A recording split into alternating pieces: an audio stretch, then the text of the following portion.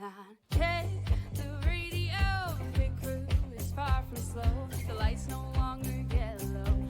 Ready, steady, go. Crank it up. Oh, it's racing. Crank it up. Oh, it's racing. Crank it up. Oh, it's racing. Crank it up. Oh, it's racing. In love with the ride. Burning rubber smells real nice. Fuel it up once or twice. Come on, fast is the way to drive. Crowds all on their feet. Not one bothered by the heat.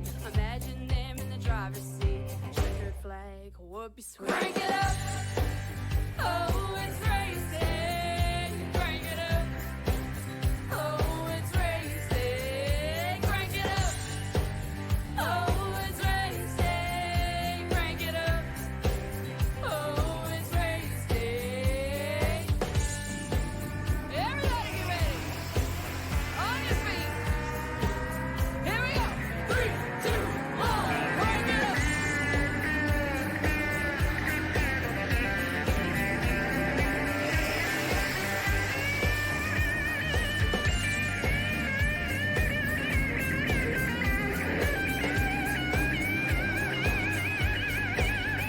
Crank it up. Oh, it's racing. Crank it up. Oh, it's racing. Crank it up. Oh, it's racing. Crank it up. Oh, it's racing. Crank it up. Oh, it's racing. Crank it up.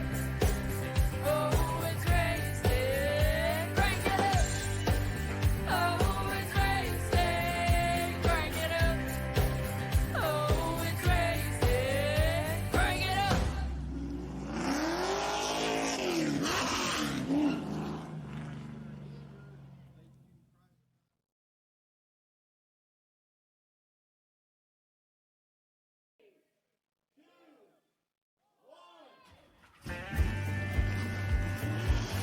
It's a beautiful day here in Fontana, California, here tonight, where we're going to see Spartan Logistic Management LLC iRacing IROC Series take it down here in Fontana, California, where we visit tonight's race here at Auto Club Speedway, live here on PT Racing TV. Hi again, everyone. I am Christian, the Crusader Shriver, and I welcome you back to the show as always, where today we will see the Spartan Logistic Management LLC iRacing IROC Series boys bring the Chevrolet Next Gen Cup car onto the track, presented in part by the good friends over at Spartan Logistics Management LLC, R&R Racewear, Loud Pedal Gaming TV, smashing the loud pedal for your viewing entertainment, SimSpeedShop.com, Track Time Entertainment, and of course our friends over at 5 Star Graphics. A big thank you to them, as well as our friends that have joined us in. The drivers are getting ready here for the action here tonight, so let's get down to business as always. Let's take a look at our field of drivers here tonight in this starting lineup. On the pole, it's going to be Cody Harker in the 66 is outside. That'll be 3, Brian McCann. Row 2 sees Brian Rose in the 89 is outside. That'll be Cook Quick in the 54. Row 3 sees Chris Mefford, the 46 is outside. Neil Quick in the number 2. Row 4, Tim Schofield in that 12-4 pilot on the outside. It'll be Brandon Mefford in the 83. Row number 5, it's going to be Jared Widener in the 88. Is outside. Matt Kopp in the number 22. Row 6 sees Troy Radford in that 94. It is outside. So David E. Brown, the number 7. Row number 7 is going to be Chris Wally in the 5. It is outside. That is Vincent Short, the 15. Row 8, it's going to be Aaron Smith, the defending champion, in the number 1. It is outside. That will be the 82, Carson Conway. Row 9 sees Jessica King in the 25. It is outside. That's the 18 of Hunter Clark. Row number 10 is going to be Duck Clark in the 38. It is outside. The 03, Mike Henricks. Row number 11, it's going to be Kyle Pengraff in the 14. It is outside. The 112, Brian Reich. Row number 12 is going to be Ray Radford in the 30, and 47 is outside. It'll be the 34, Doug Wysocki. Your final starters, Mike Harper in the 4. It is outside. David Tremblay and the number 96. Race fans, here we go. Let's get this thing on the road and get this one on the show. It's time to go down and race here at Auto Club Speedway, presented by our good friends over as well by Spartan Logistics Management LLC iRacing IROC series, and as well as R&R Racewear, Loud Pedal Gaming TV, SimSpeedShop.com, Direct Time Entertainment, and 5-star graphics. 125 laps to the distance here tonight for these drivers as they are about to take place. This is the first time we've ever seen the Next Gen Cup Series on a 2-mile long track. This is a 2-mile length and base track. It's a D-shaped configuration style, very similar to Michigan. The only difference is banking's a little bit lower on the end there, but they are out. But the outside line is going to be playable for these drivers and can make for some incredible 3 and 4 wide salutes if they can time them just right. Multiple angles to run on this track here tonight, multiple ways to build speed. It is a track unlike any other, and it'll test even the best of drivers sometimes. We'll line them off down the corners of turn number 4. This time we let them loose and let them thrive. They'll reel them off the corners of 4 to the stretches. To the green we go.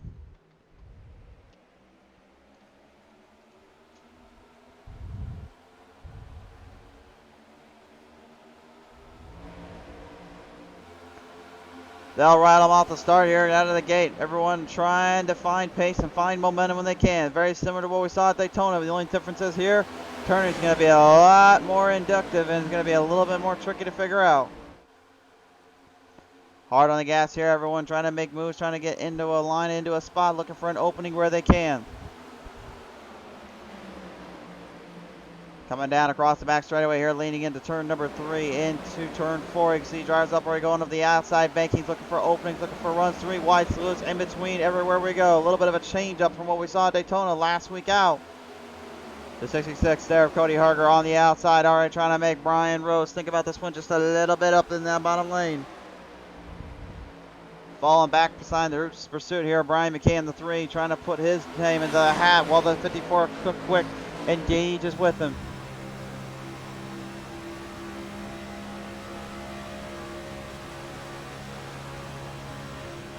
Yeah, on board here, quick here gives you just a good look at how well he is currently looking at this track and looking at it from a front. You can see he's kind of staying more towards the bottom lane. Some drivers looking more towards the outside. Again, they are allowed to do any kind of setup they wish on the changes aspect, but because again, these cars are kind of limited on speed, if you will, when it comes to how they can make moves off each other. They're really having to rely on long-term basis versus a short-term basis.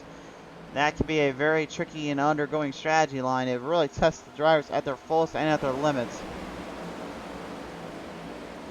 So far, so good, though. Everyone's staying in a pretty consistent pack here, and that's something I think we're going to really be seeing a lot of throughout these races and throughout these events here.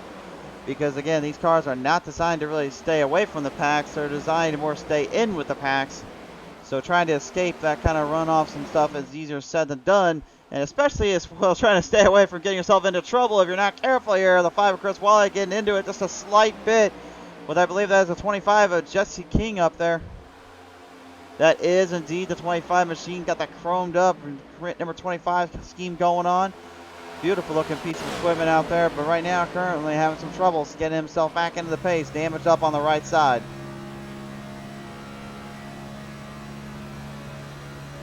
On board camera here, Chris Mefford, as he continues to march his chains up into the front.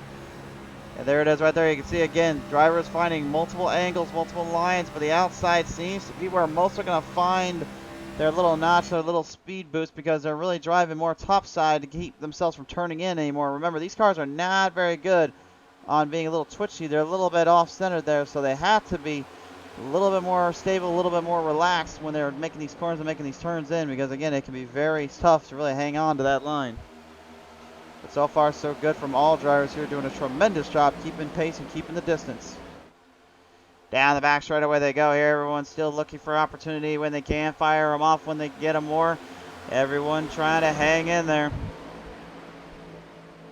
Down across out of turn number 3 and 4. Here comes the 03. Mike Hendricks now moving the chains in that big black 03 machine. I guess he decided he wanted to break the mold here when it came to getting the other color schemes out there and color designs on the char. Which again, all these drivers are running these same exact schemes, just in a different flavor of colors. Their personal choices as well as their designs, if you will, when it comes to that end, but they are still the same numbers nevertheless, and same color design, same design patterns, just different colors is all it is. Obviously, it kind of reminds you of something similar to iROC and SRX these days. And I will say this: it's not a bad thing because I watched SRX back when they were here in Knoxville, and I'll tell you one thing: it was probably one of the most fun shows I've ever been a part of. So it can be extremely fun to race these things and use them. I'll say that, but it definitely makes for a challenge on these kind of drives, tracks, and races. Pack starting to form off a little bit. Everyone looking for momentum when they can, making corners off where they can enter in. The 25 of Jesse King, after that little bobble he had into the wall protection there with Chris Wally for a minute, actually getting some ground back into this here as well.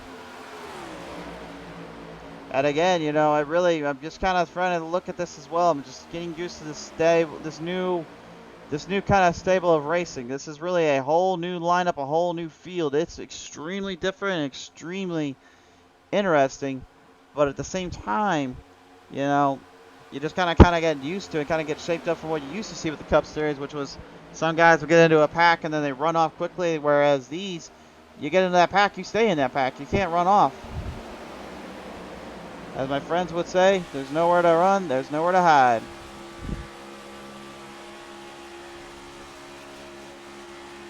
You can see the damage there badly on Jesse King's 25 machine. A lot of right rear and right front side damage. Again, how will that affect the car remains to be seen. It seems like if he stays in that draft pack, he can kind of hang in there. But again, is that going to be long-term wise? Is that going to be a good, feasible strategy here? We will have to certainly see as we go on board here with the 83.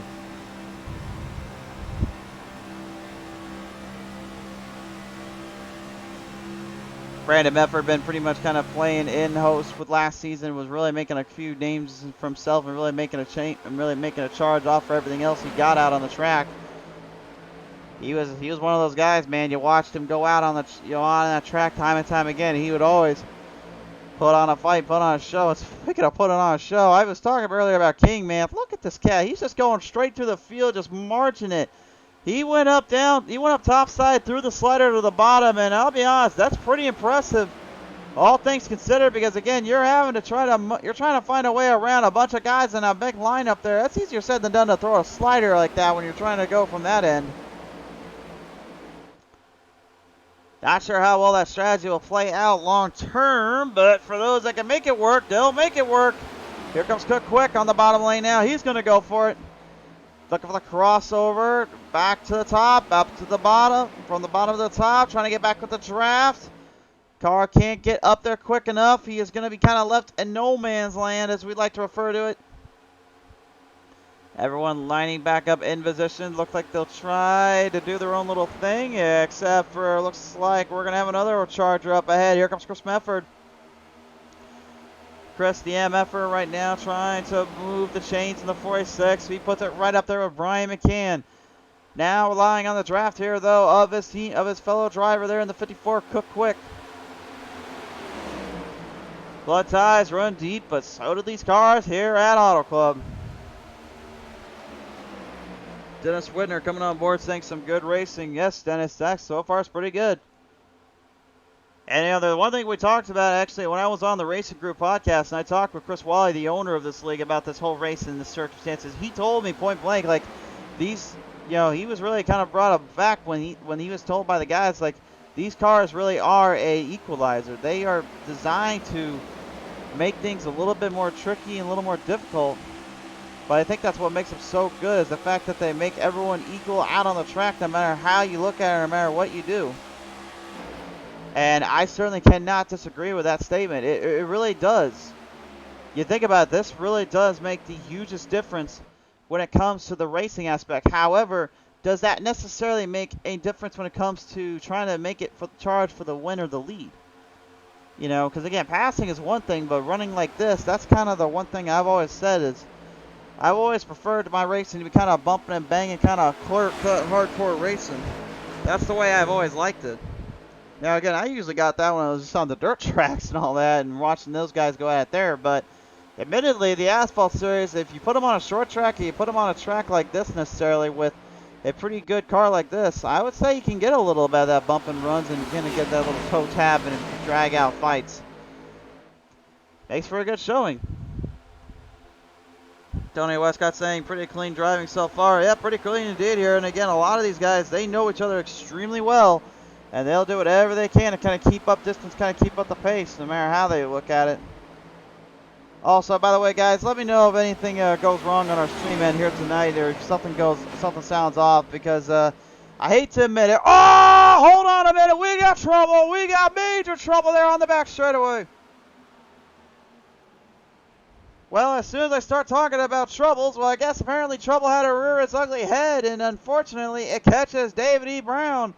And the number 7 Elo to go straight, and the back straightaway got lifted off the ground, but manages to stay on all 4 wheels, thankfully. But what the heck happened here?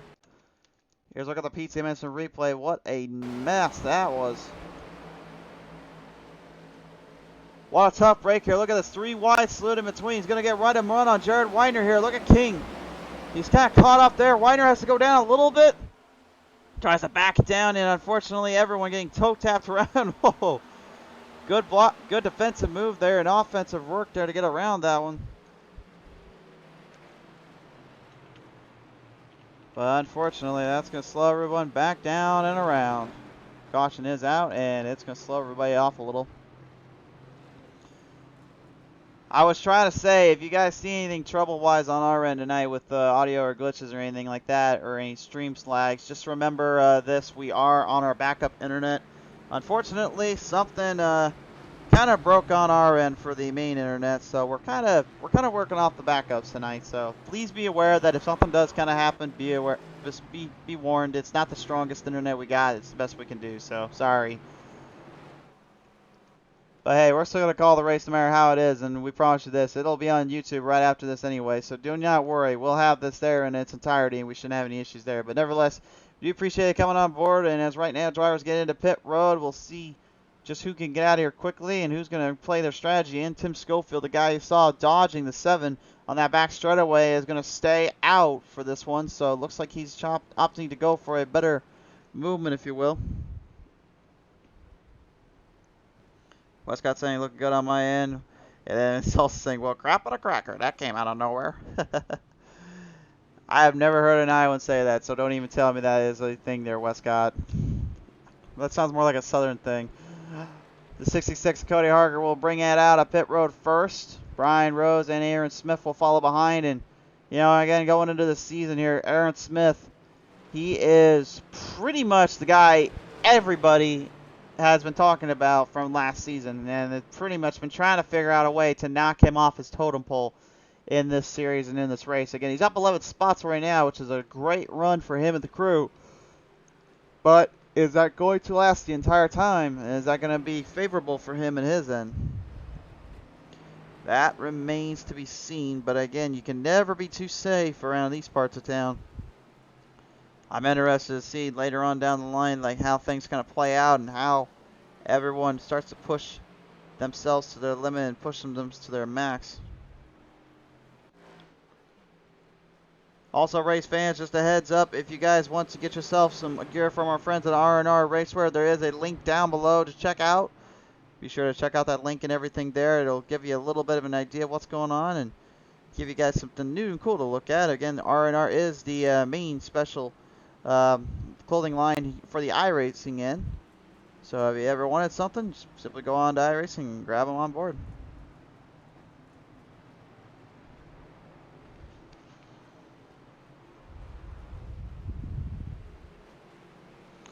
Drivers getting ready to field and back into position here. They do not want to be waiting too much longer here. They want to get going as soon as possible. We'll double file them up for the restart here. We've been to Fontana, California before, and I will say this. It's a track that it can really bring the best out of drivers and bring out some really good racing. And then at the same time, it can also be a bit of a testament to control and rhythm for many drivers out here. It really just all depends on how they want to play it out.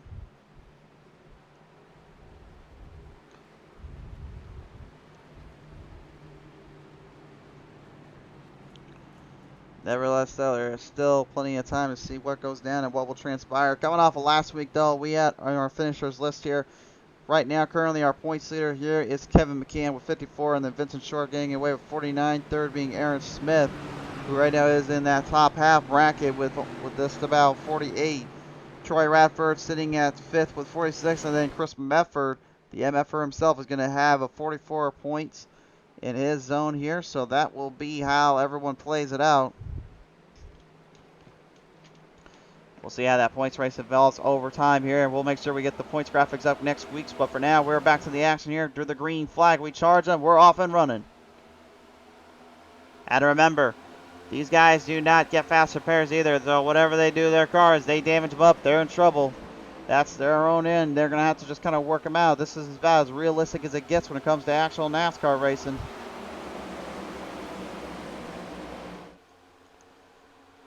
Stylizing him down there onto the back straightaway here. Cody Harger is your race leader. Nicky Short saying HBR Racing, go short. Eddie Rose saying HBR family is watching. Let's go, Brian Rose. And Joey Westcott saying nope, just the Westcott say. Very funny. And then also, do these drivers have a quick fix in this slick? Nope, I just answered that, my friend.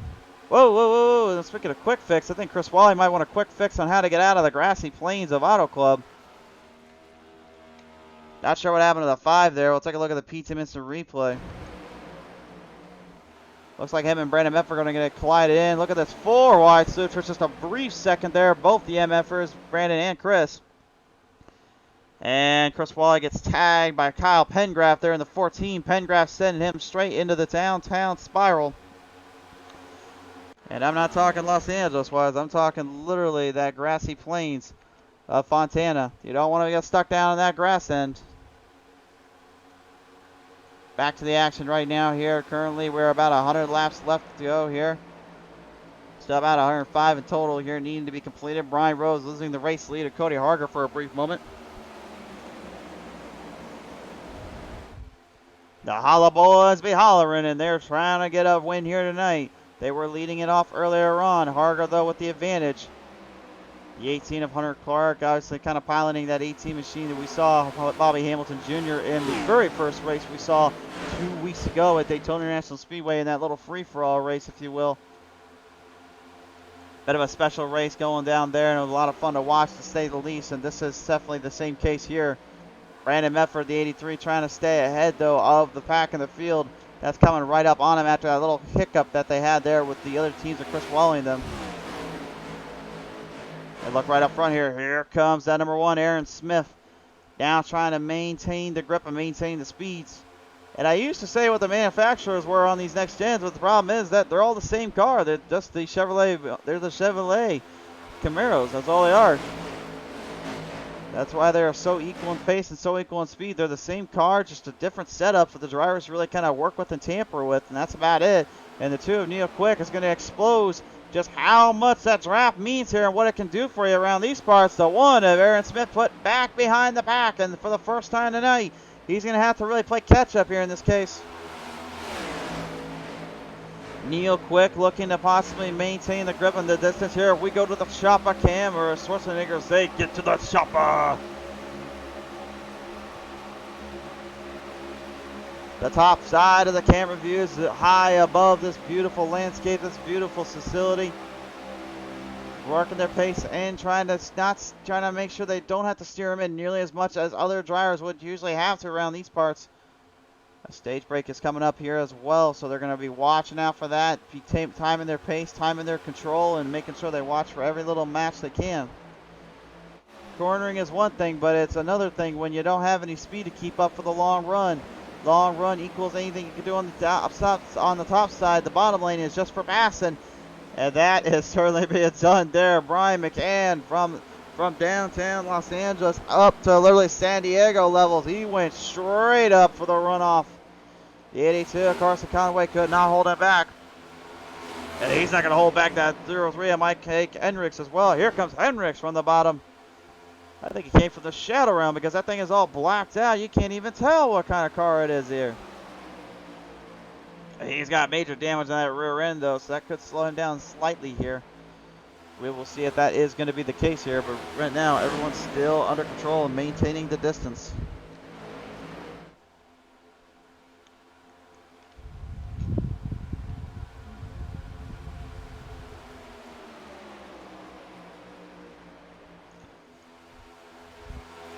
Chris Mefford right now trying to keep his Spartan Logistics Management LLC kind of call that kind of a Knight Rider style there. That's kind of got that black and blue style. You know when you're under the night skies there, folks. You always see those stars, kind of the skies. I saw it down in Minnesota when I was over there. They ended up having, you could just go up, look up in the stars. You can just see a whole lot of stars up in the air, but you can also see kind of that blue tint the night sky has. That's kind of what gives me that midnight blue flavor here. I'm getting that Knight Rider style here. Just without the red, instead it's blue. That's kind of my style. That's kind of the one I'm seeing there. That's a pretty sweet looking ride. I'll give him that. So the 4 of Mike Harper here last season. Well, yeah, some good races, some good moments, but never could manage a strong feed and a strong win. He's looking to change that this season, and he's looking to change that obviously with these next gen cars. A lot of these guys really are looking to change that up, if we're being honest here, because again, the fact that we're running these cars on this we're running these cars on a circuit, kind of on this terrain, it really. Oh, hold on! Oh, look out for Harper! Oh my! You know, I was just trying to say the good things about a driver, and the next thing you know, it literally just goes straight down the drain, because unfortunately we just cannot escape the broadcaster curse. And I'm gonna apologize right now to Harper, because I'll probably take blame for this one. If I talk anything good about someone, it always ends up bad. So let's just take a look at the P10 instant replay. Well, let's see here. Right now, looks like it may have been the 96. I believe that's David Tremblay. Might have got collected in there. Yep, David Tremblay. Got a piece of that for Harper, and that's pretty much where everything went wrong for Harper's end. We'll take 2 more looks at it from another angle here. This is going to be kind of that top view here. We always like to show you when we can. This will be from the chopper end. Watch closely. This is that move you would see from drivers when they're trying to make a little bit of that runoff. I think they got a lot of speed built up, and it just unfortunately does not end up going the way they were hoping for. One more look at it here on Harper's camera angle here. This is his cockpit view. This will show you exactly what he was feeling. As a driver, I always hate seeing this because it does not feel good. Let's take a listen.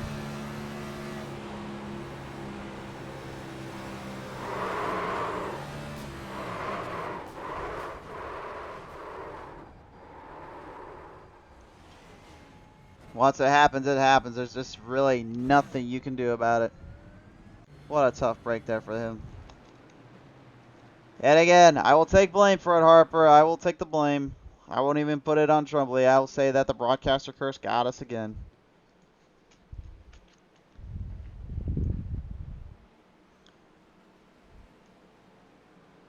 So we'll get things kind of reeled back around here, get things taken care of once again. A lot of hard racing here. Obviously, these drivers, nobody wants to give anything up or obviously give any chances to the individuals because, again, chances don't come often with these cars. Once you give them an opening, you got to take it. And that's what a lot of drivers told me earlier on, is they need to stay focused on keeping themselves out of the way of trouble and out of the way of problematic zones.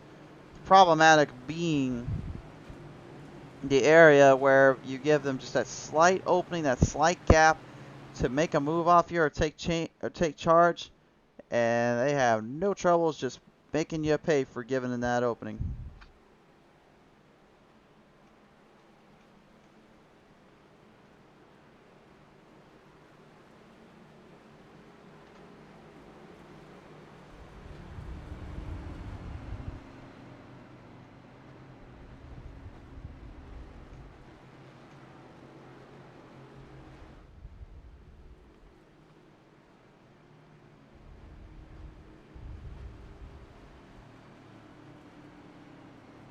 Westcott saying freezing up a little bit. Yeah, I was worried about that.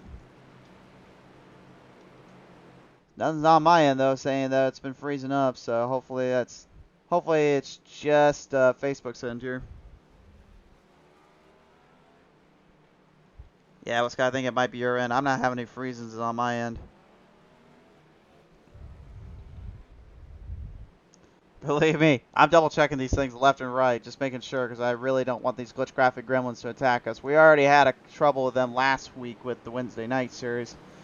We promised we did not want that to happen again, so.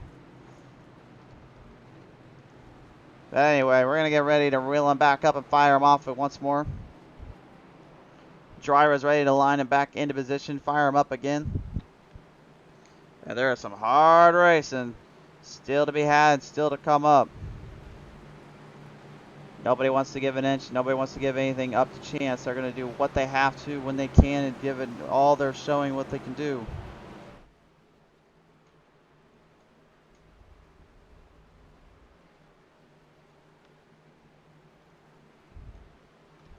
Yeah, the sad part is, though, is again, the more you keep getting yourself into troublesome spots, the longer it's going to take to get your cars cleaned up. It's going to take to get things fixed up on your track and your vehicles.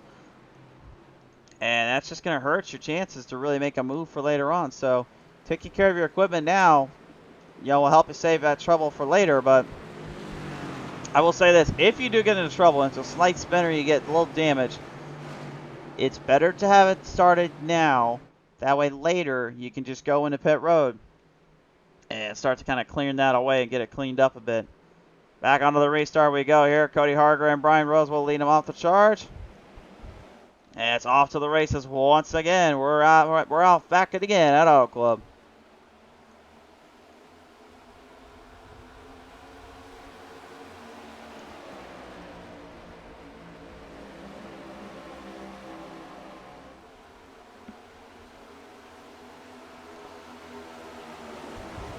Brian Rose is going to initiate the draft line. He's going to put the bumper straight in Harger, and I guarantee you, if he can, he's going to slingshot it down into turn 3 and 4 sooner or later. Neil Quick is paying very, very close attention to both drivers, though. He knows what he has to do. Definitely going to be watching that lap counter as well. That's going to be a crucial factor here for these drivers, is watching that counter, watching the laps kind of pull away, kind of push down and around, and then make the moves when they can here.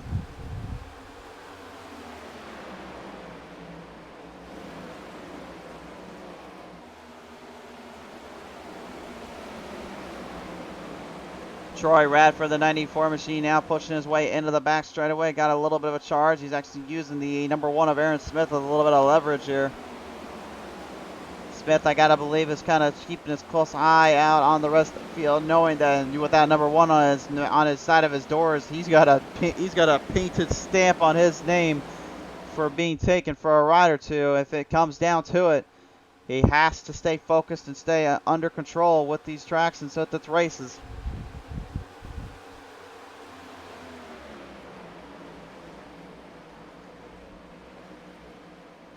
Moving the chains on in. Here comes that number 25. Watch out for that King, Jesse King. Maybe a lap down, but he's looking to try to gain it right back here before the pits, before we get into the next set of stages. David Tremblay kind of hanging in with the pack here. We'll see if he can keep it going for later on.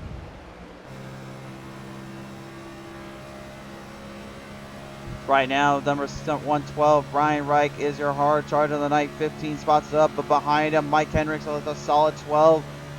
The closest one there as well as with that 12 is Doug Wysocki.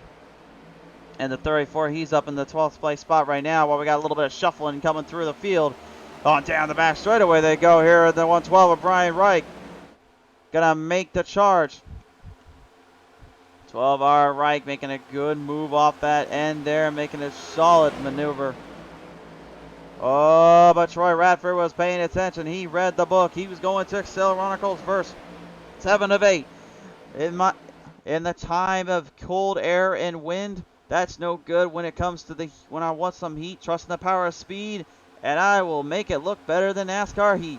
And he certainly did there. But he did not make enough of a move there, and it looks like the 1 of Aaron Smith and Brandon Mefford were paying attention there. Looking to try to gain off that draft line a little bit. Smith is using for everything he's got, but again, once you get caught off of that draft, you're basically kind of tested a little bit. It's really making you have to work a little harder. The draft for these cars, to me, is really the saving grace, and it is the most expensive thing that you cannot afford to lose. It doesn't even matter how much you tear up your equipment. The draft is what saves you from literally having to come out here and lose everything and every shot you can to win. Now, also, just a heads up though, I will say that a lot of that has to do with that spoiler back there, as well as kind of how the cars are shaped and bent in. But there is a very, very big rumor going around that they are planning on possibly cutting that spoiler come this next gen testing. So there may be a chance we lose that spoiler, or at least it's chopped down quite a way, so we don't have to worry about it. Where that'd be kind of a return to the old '87 style of racing. And I'm just gonna say this right now, I would certainly not mind that at all. We don't get enough of the '87s on these leagues, man. I really want to see some more '87 racing. They put on a fun show. I love it, but I really don't think we get nearly enough of them, and I think I'd love to call a few more of them. So, not even at the plate tracks, just throw them on tracks like this, or throw them. I even got a better idea. Someone out there, if you want to call us up for a service, you want to do a race, throw the '87s at Knoxville Raceway. Do me a favor, call us up for that one, if you will. I'll gladly broadcast one up.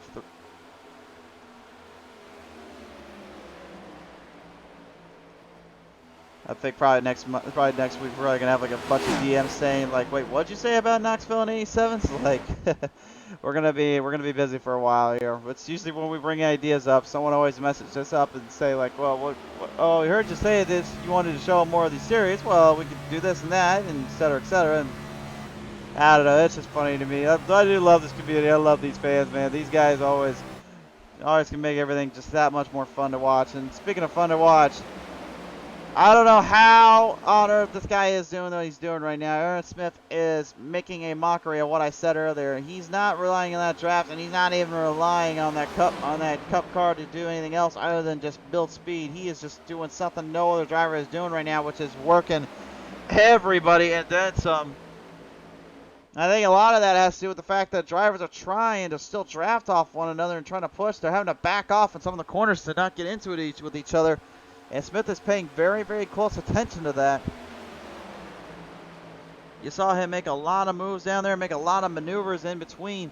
And he's looking to try to gain everything he can. And look at this too right now. Look out for Vincent Short, the 15. He's missing that whole hood on there, and yet that thing is still somehow able to push in with this kind of speed. Impressive. I guess it don't matter how bad you're damaged up. If the car still runs, car still runs. Oh, caution flag is flying out here. Hendricks has got a little bit of a problem there. 0-3 in turn 4. He has crashed in. And another one bites the dust in the corners here. Unfortunately, it looks like whoa. Really big troubles here for Hendricks.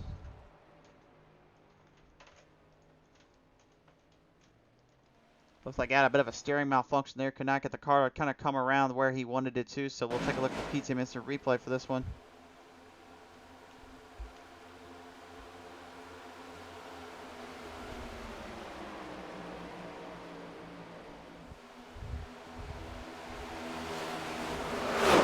Smacks the wall a little bit. Right gets right in with him, unfortunately, and spin she goes.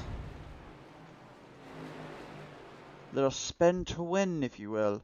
That's a little bit kind of unnecessary, unfortunately, for that 0-3, because he did not want that to happen. Obviously, knowing that he's got to try to stay with this pack and stay with that field, he's gonna have a little bit of work to do and a lot of damage to fix up, unfortunately.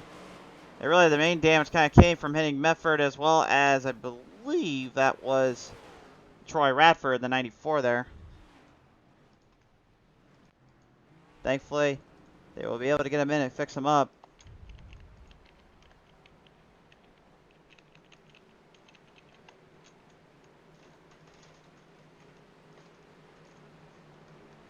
Field gonna get kind of positioned back out, kind of get stretched on by. We're still looking for the end of our stage here. When we come back, we will hit it and then some with more action here at Fontana. Tonight's race, ladies and gentlemen, is presented in part by the good friends over at Spartan Logistics Management LLC. Our R&R Racewear. Check the comments section down below to find your next apparel, as well as their latest deal they got with R&R Racewear. By Loud Pedal Gaming TV, smashing the loud pedal for your viewing entertainment. By SimSpeedShop.com. By Track Time Entertainment. And by 5-Star Graphics. A big thank you and help and a big shout out to them from the iRacing IROC series. They cannot thank you guys enough for your support.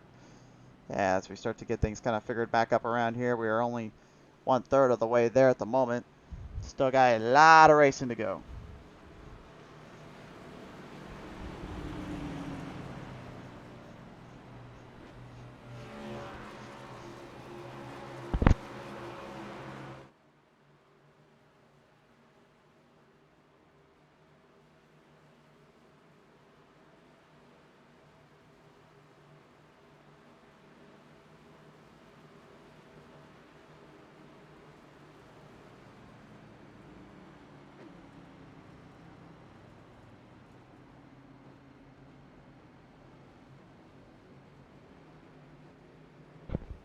So, pace lights come off on the pace car here as we'll bring the Ford Mustang machine up ahead. And these Chevrolets will follow in behind. And believe me, this is the only time you will see a Mustang or any kind of different car out on the track besides these Chevrolet Camaros. Like we said, man, when they brought these cars out, they said point blank, we wanted to set an equal limit on how everyone races and how everyone runs out here. They wanted to truly have a even session where only the best of the best can win out here. I think they did that and then some with these cars. That is for certain. I still personally have my thoughts and my opinions about them, but I also am very curious to see what will transpire when we bring them to the series come just a few months from now. And believe me, I am just waiting patiently for that clash at the Coliseum to see what the first one starts up. And we already know on iRacing wise they are going to have that on here. So, you know, when they come out, when that car comes out, I almost want to, just for the giggles of it, I'm probably open up a Super Late Model lobby and just bring these cars out and see what we can broadcast up. I think that'd be pretty cool to watch. It's pretty much North Wilkesboro / a short track without dirt, so it's all on that. It's all I need to know. All right, anyway. Enough of my gripes, and let's get down and back to the racing here. Spartan Logistics Management LLC iRacing IROC Series now bringing it back to the green flag here off the restart, and they are underway.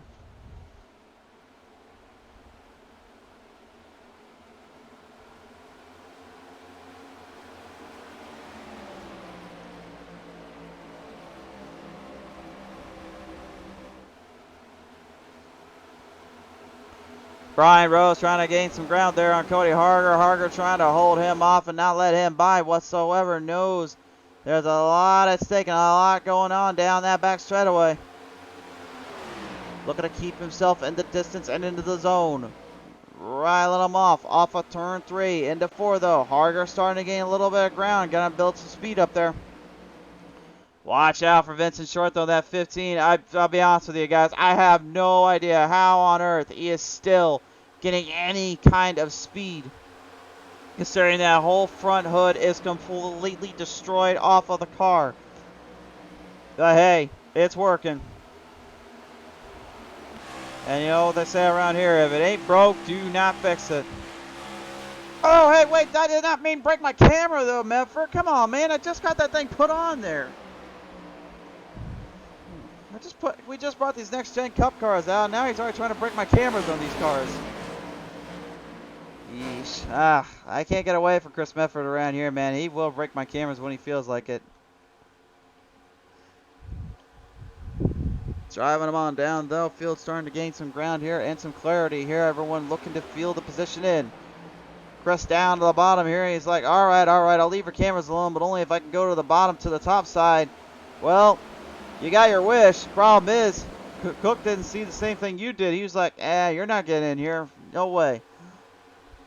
Doug Wysocki letting him back in, having to build off a run with him there yet again. And it looks like Wysocki looking to make the move off on him now. And here comes Aaron Smith, the number 1. He's going to start pushing Wysocki just a slight bit here. But goes back up there with Chris Medford, trying to help him out. Trying to help him and himself out. Again, a lot of these guys trying to find runs where they can. That's really what it's all about here.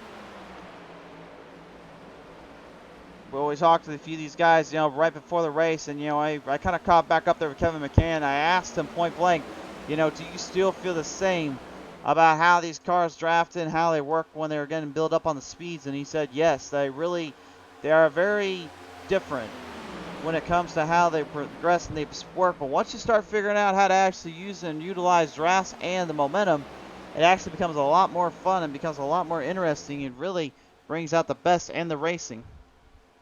I didn't disagree with it, but at the same time, I'm thinking to myself, like, it really, you're kind of relying on something that, you know, you cannot see, but at the same time, it does make for an interesting get around, if you will.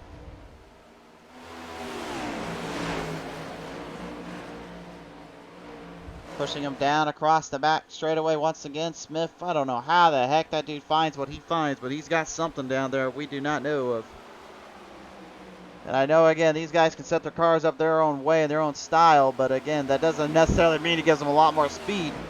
It just makes it a little easier for them to work around certain things. Or I don't know, maybe he's like the Dale Earnhardt of the series right now. He knows something more about the aerodynamics than we do. I have no idea. Let's take a look at the back of the pack here right now. Matt Copland, number 22, trying to keep up there with the 5, Chris Wally, as well as Hunter Clark, the 18, and the 94, Troy Radford. Chris Wally earlier on suffering a little bit of damage there from Jesse King, as well as some other drivers in the wrecks, if you will. Now just trying to hang in there for the end of this stage and try to maybe clean up some damage on that car and get something figured out for later on. He's going to have a lot of time to do it still, because again, you don't really, when you got damage like that, it usually only takes about 2 minutes at most to get everything kind of cleared up and cleaned off on it. Now 2 minutes around this place though is a lot of time when you consider that their fastest times are about 40.9 seconds, and the fastest tonight is actually a 40.64 by Vincent Short. The second to him though by 40.65 is the man in that with no hood, and David E. Brown. Yeah, when you got guys like Aaron Smith and them who've been gaining speed left and right, his fastest has only been a 40.84, so you can just tell that there is certainly a bit of a difference when it comes to maintaining the grip and maintaining positions here. Positioning is key and is huge, I will say that much right now.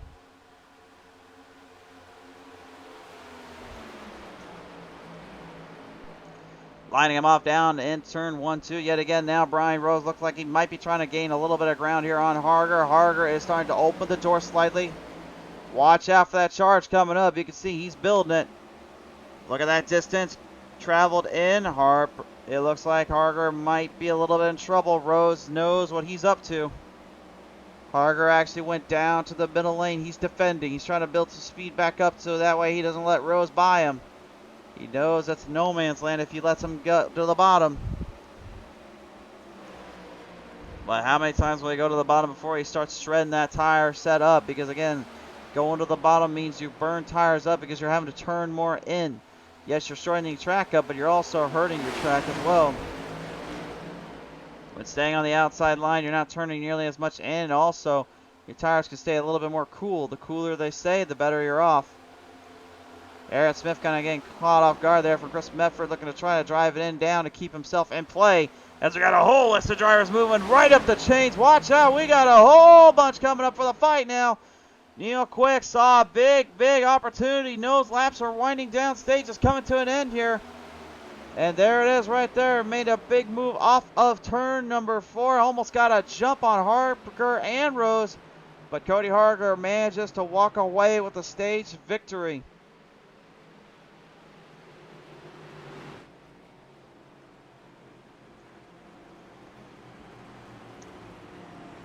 That's a big W there. That's a big W for him because again now he's going to gain some points off that. You got an easy 5 points for that victory there in stage number 1. We'll have some work to do though when it comes to the later half though, because he still needs to complete this one and then needs to complete a few more in.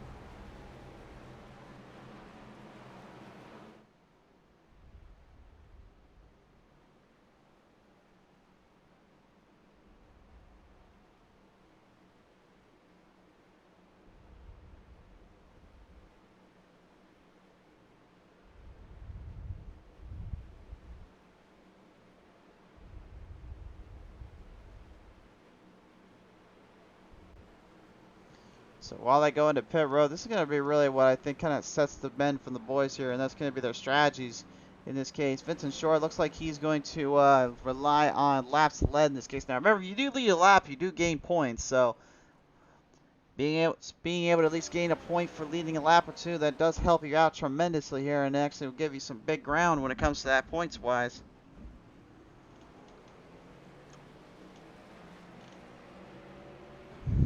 Field will bring it back out on the track. David Tremblay actually getting ahead here of Harger and Neil Quick as well.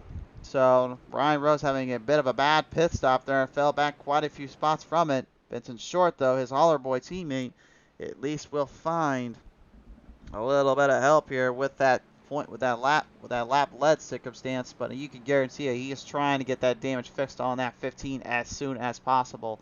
He knows if he does not get it cleaned up and at least get that hood back on, he's going to be in trouble. I mean, if there is a bright side to all this, at least the motor stays under pressure and kind of cool. I mean, it is kind of cool down here, though, at Fontana, California. Let's take a look at our track tech talk for the evening tonight. Weather right now currently only 74 degrees. That may seem hot to most, considering we are in the winter months, but I will say this. Well, fall right now, winter if you're in the Midwestern ends. Let's just be honest with ourselves. We don't have a fall. We never get a fall. But California at least has some nice weather here at the moment, so kind of staying under control, kind of staying under pressure here, and it is very nice to say the least. But you can see as well with the clear skies that kind of makes the track a little bit more grippy, a little more kind of on the verge, on the speed pace. So you really have to watch yourself on where you make your moves and where you time your shots. Every shot certainly does matter here.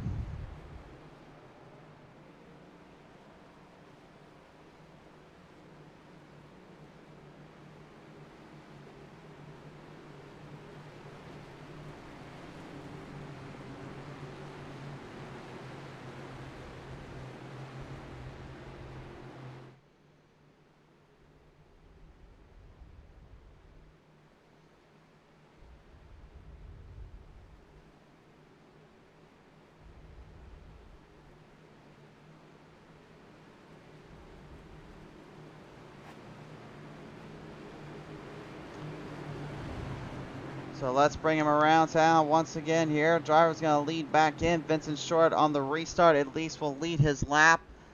But I guarantee you, unless he gets ahead of the field, I don't think that lap's going to be leading very long. I've been wrong before, so we don't know here.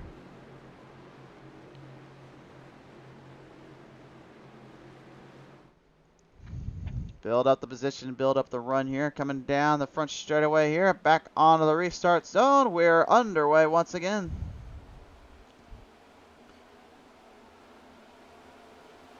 Gonna stay ahead here. Gets a good jump on the field. And Harger already. Yeah, here it comes. I was wondering about that. Here he goes. Straight down in. Everyone driving hard off the corners here at turn 3 and turn 1 and 2. Trying to gain some position out of the track zone, fielding in positions. Look out for Brian McCann here, the number 3, starting to make his move off the run.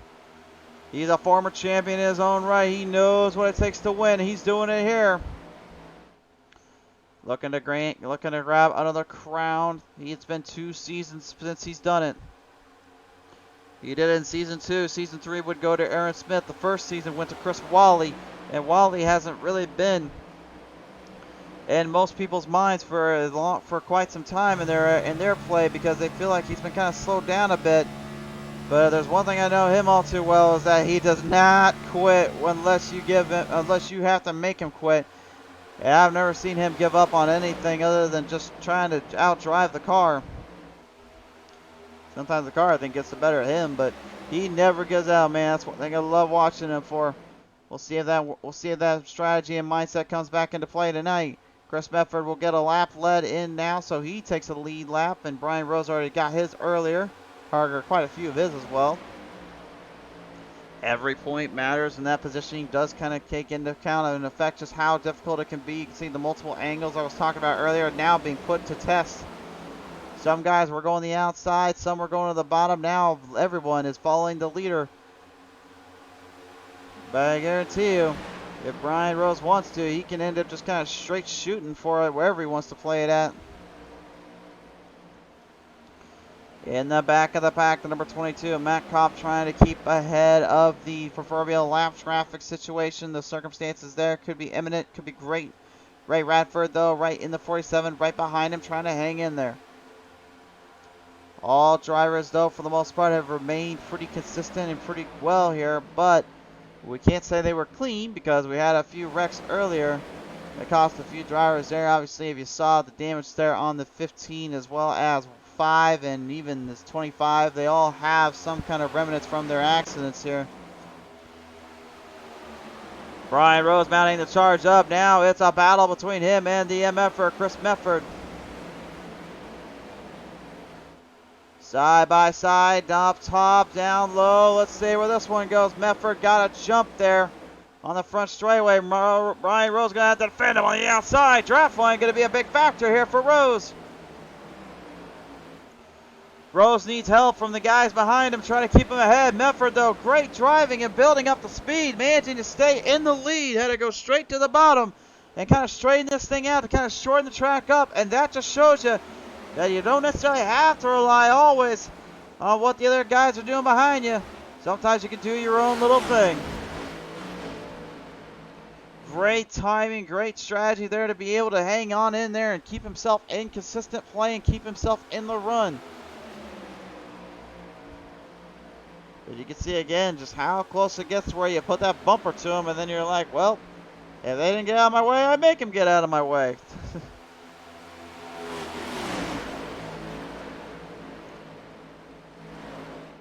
Pushing it down on the back straightaway here. Harger and McCann here working together, as well as Neil Quick. Remember Neil earlier in that last stage, at the very last lap, boy, did he throw a haymaker. He went right down for the kill switch. It went 3 wide saloon with him and Rose. Everybody was charging and mounting up every little bit they could, but it just was not enough to walk away with this one.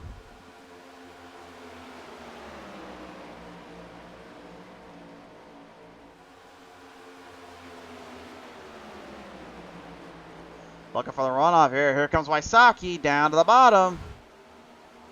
Here comes that 34. Oh, he's driving hard in there with the 15 of Vincent Short. Did not clear him though. Couldn't clear him. I think maybe he might have a slight bobble off the entry.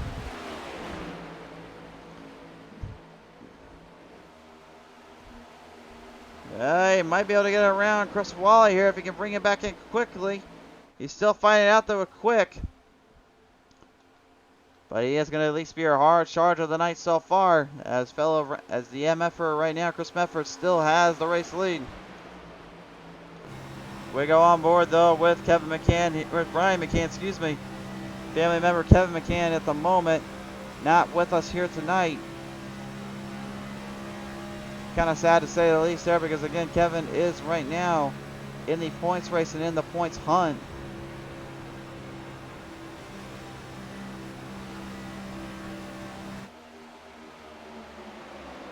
And really, I think what boiled down to last season for him was the fact that he couldn't really get anything on Aaron Smith with his points field and points days. It really did make a difference from him and the crew and their teams down there. Well, race fans, we are now halfway completed with this race. Here at Auto Club Speedway, again, 125 laps to the distance. We're fastly approaching lap 63 to the halfway stage. We've already completed stage 1. Stage 2 will be coming up here in about, I'd say about 30 or 20 or 25 laps or so. And then from there, it's pretty much whatever you got left of your car, you're going to play shootout with it.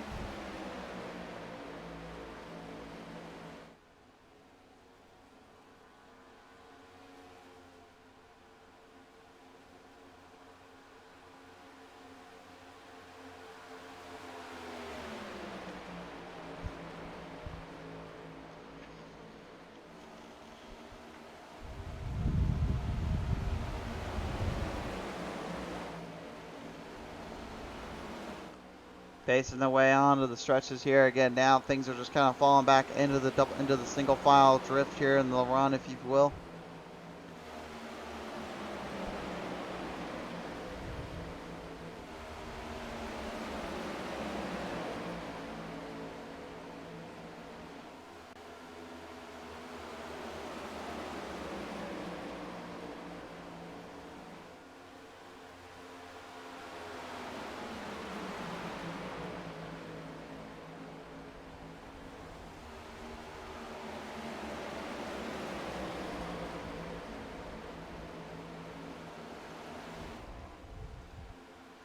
Looks like Chris Wally in that 5 now. Going to try and build some momentum off yet again. Look like he's trying to give it everything he can here to hang in there with his crew and with his team.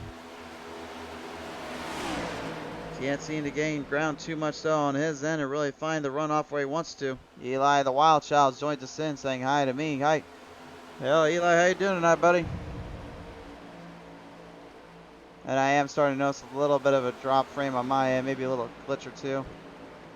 So hopefully it stays up though. We haven't given out just yet. And if you're just now tuning in for the first time, first off, thank you so much for tuning in here on PT Racing TV. We certainly hope you're enjoying the show so far.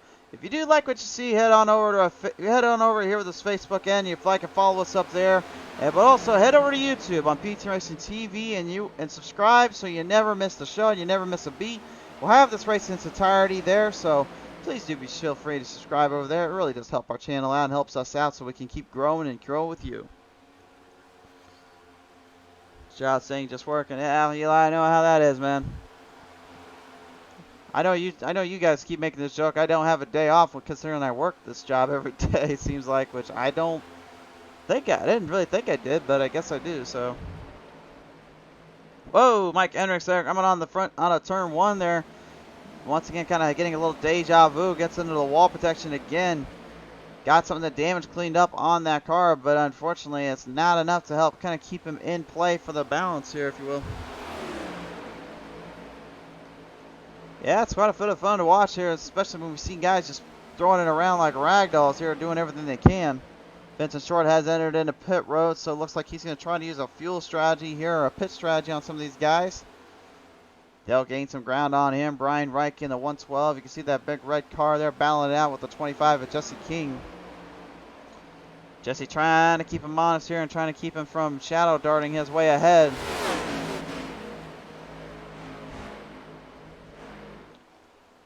Reich right behind King, trying to make a move off him. We've seen earlier that the haymakers from downtown Los Angeles, just up top of San Diego, will work around here.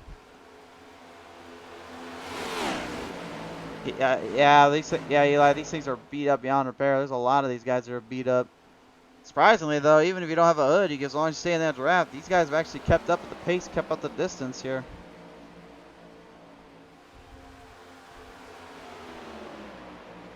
Reich looking for a run on the outside here. You can see there's really not a lot of room up there, but he doesn't seem to mind. Meanwhile, Chris Medford, I mean, one thing that he's doing completely different to everyone else here, he's the only guy right now that is going up top and then down low. I said earlier on in this evening, I said point blank, you can get multiple angles on this track. You can run multiple lines. But Medford is the only one right now out of this bunch that has actually gone from the top to the bottom and done it consistently. And I think a lot of it just has to do with the fact he's trying to hold back from guys getting a draft off him and trying to build speed up to pass him. But how much is that tearing necessarily into his tires? Because again, that steering ratio and that steering offset is a bit of a handful when it comes to getting it actually turned in and run around. Well, Brian Rose seems to be paying close attention because he's currently now moving up quickly and moving up fast to make the move here.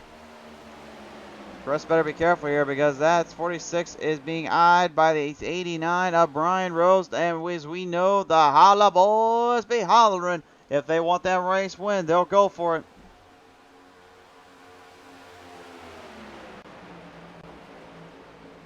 We got 55 laps remaining here on the track here, and still it has been an absolute warfare shootout from every single driver that has come out to race tonight. Nobody has been left on stone turned. No one has left anything without it unchecked or anything like that. If I have my bingo card out right about now, I think I can mark down everything right about now. Okay, so let's see. We marked down free space in the middle. Okay, with the left corner. Ooh, okay. Let's see. Bumping tags. Yep, check that off. Driver's throwing sliders. Check that off. And let's see. Running on side by side. Oh, check that off. Drafting hard. Oh, check that off. Might as well put another check mark there while we're at it. And oh, look at that. We got one more left, and I get a bingo. Something like that, anyway. But I don't have anything left to do here. I think it's just to see a 3-wide soup for the win. I think if we get that, I think we have landed ourselves a clear blackout on the bingo card tonight. because these guys have brought everything and then some to the table.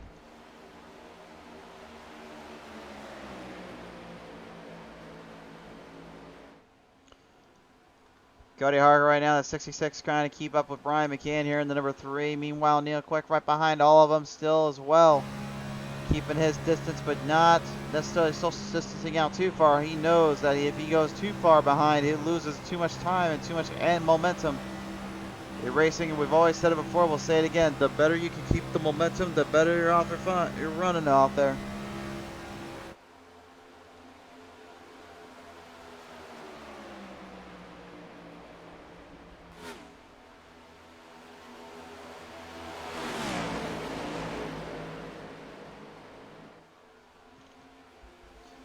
Brian Rose looking to make an opportunity, worked in his favor here. Again, he is still without a win so far this season. Obviously, I know we've only got 2 races in, but the thing is that really what we've seen so far of his performances and the way he brings it out on the track, he is definitely a showmanship for running it with the best and the brightest drivers. Looks like one of our guys is going to be put back in the pack. I believe that was the 38. Yep, that is the 38 of Dakota Clark down there. He's supposed to be driving the 23 though. Somebody might need to go get that number checked out because that's the 23, not the 38, my friend.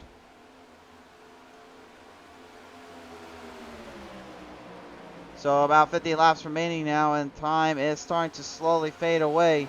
And the tires, I guarantee you, are starting to dip down just a little bit. Drivers are being tested and grips are being tested even more so than usual. But there is still 1 stage remaining after this. We're going to start getting the guys kind of closer together in the packs here because they're going to run into lap traffics. When lap traffic becomes a factor, that really can make the biggest difference here.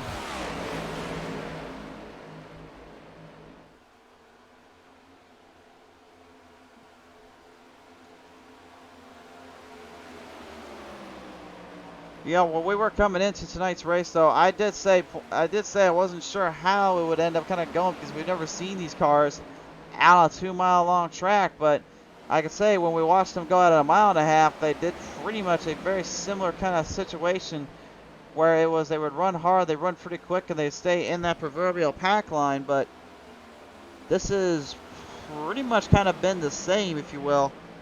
The only thing that's been different is that these cars have actually kind of been able to find multiple grooves, multiple lines, compared to what happened at Kansas. At Kansas, most guys were just kind of staying on the run to the bottom and staying on the bottom completely, not giving anything up on the outside.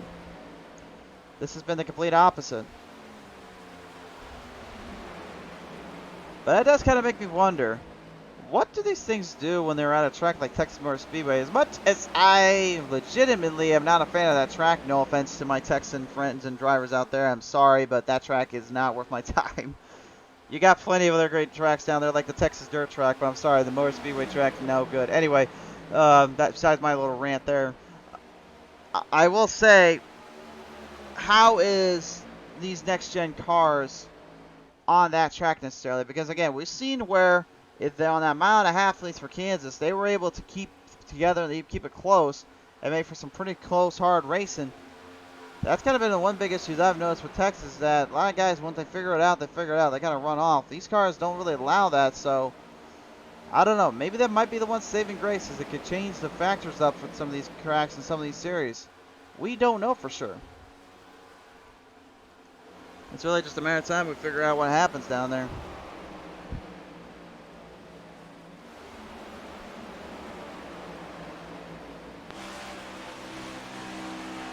Wysocki now moving up 17. He is the ultimate hard charger of the night so far. He started back in 24th the other night out of the 26 drivers, and his field has been pretty much locked and loaded with speed and control. But behind him, you saw Cook Quick. He started back in 4th. He's down in the 8th place position. He's looking to change that tonight.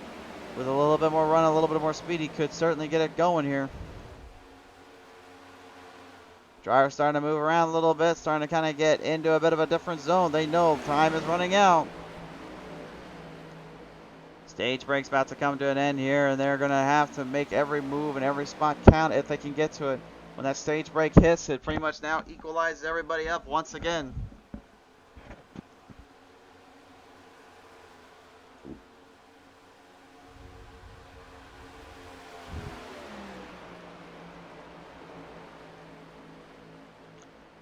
Brian McCann trying to hang in there, but look at how quick he is, gaining a lot of ground, especially on those exits here. Gonna start to push the limit a little bit, start to push his car into play, into bounds. Cody Harger ahead of him here, but you can see Troy Radford is the slower of the pace here. McCann backs off. Quick. Hard run off there from the bottom to the top. Sends it in, crossovers them around.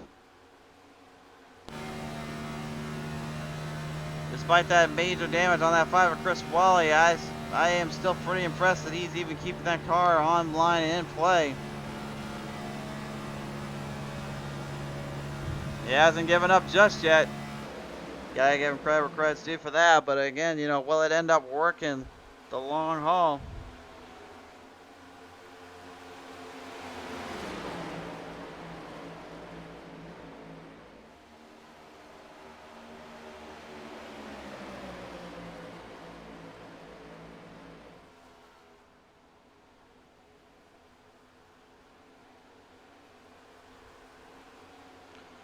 Moving the chains in now. Ryan Rose starting to get a little bit impatient, and I think Cody Harger might be doing the same here. If they can find an opening, they can find a chance to strike, they're going to certainly go for it here. Chris Medford knows what they're up to, and he's trying to keep them away from it. When you start seeing them get a little harder on the charge, they're going to get pretty wild down there. They know what they must do, and they know what they're after, but the only way to truly secure it is by pushing yourself to the absolute maximum. Down on the lines now. Here they go. They're going to start getting a little bit more impatient here. We're going to be rolling up on the final laps. Stage break is a-coming. And remember, you get 10 points for that stage win. That could mean the difference between a season starter to a season ender. We've seen it happen before. Here we go, maneuvering off. Driver's going to have to make a way or two. Trying to avoid the 93 and the 03 machine here. Or excuse me, the 96 and the 03. David Tremblay and Mike Henricks, respectfully. Chris Medford still evading traffic, still evading the drivers. Brian Rose trying to gain any kind of ground he can with that push on the draft. Now to the shop, to the bottom. Sharp left down there, sharp right for Chris Medford. Had to get into the grip and back into the run, try to evade. Watch out for Gus Wally now. Big move there on Troy Radford to have to get ahead, but here comes Kevin McCann right behind him. Back straight away, they line him off 3 wide swoop for just a brief fleeting moment. Meanwhile, behind all of them, everyone's still on their lead lap position, just trying to hang in there. They know their race is kind of in a bit of a pickle here. Chris Medford sends it down into pit road now. Brian Rose will regain the lead. Chris, I gotta believe, is looking at fuel strategy and looking at the pit strategy lineup here. He knows with only a couple laps left, he had to choose whether or not he wanted the points or he wanted to go for the win. I'm not sure I necessarily agree with the strategy here. I feel like I would have stayed out and ran it to the end. But again, he could have something going in his mind that no one else knows. We will see though. Ryan Rose looks like if he can keep up ahead, he's going to grab major points day here. And Chris is going to have to get out of there quickly. He knows he's in trouble. Here comes the field.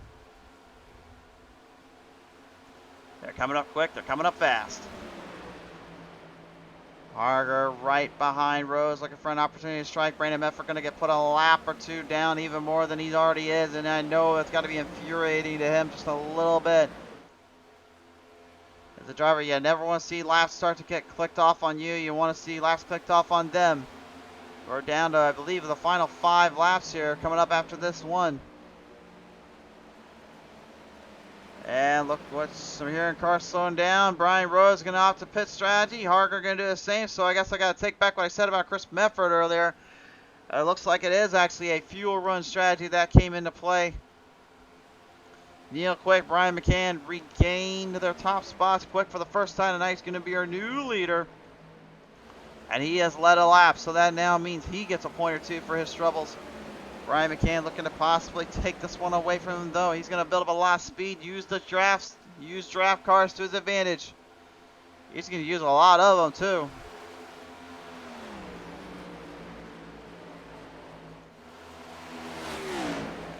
Neil Quick going to try to have a little bit of a field day with some of the guys. Maybe use Doug Wysocki as a little bit more of a speed boost than anything. I don't think he's worried about trying to help himself. I think he's more worried about trying to keep enough fuel in that car to get him through the finish.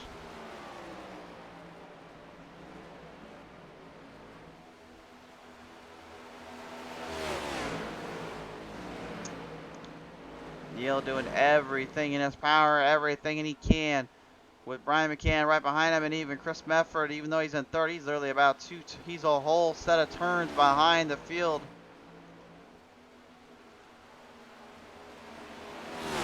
Neil maybe slowing down. Here it is. He's going for pit road as well. Brian will follow. Chris Mefford used his strategy to his advantage, so I got to give him credit where credit's due and apologize for that because he had a much better strategy than I thought I gave him for.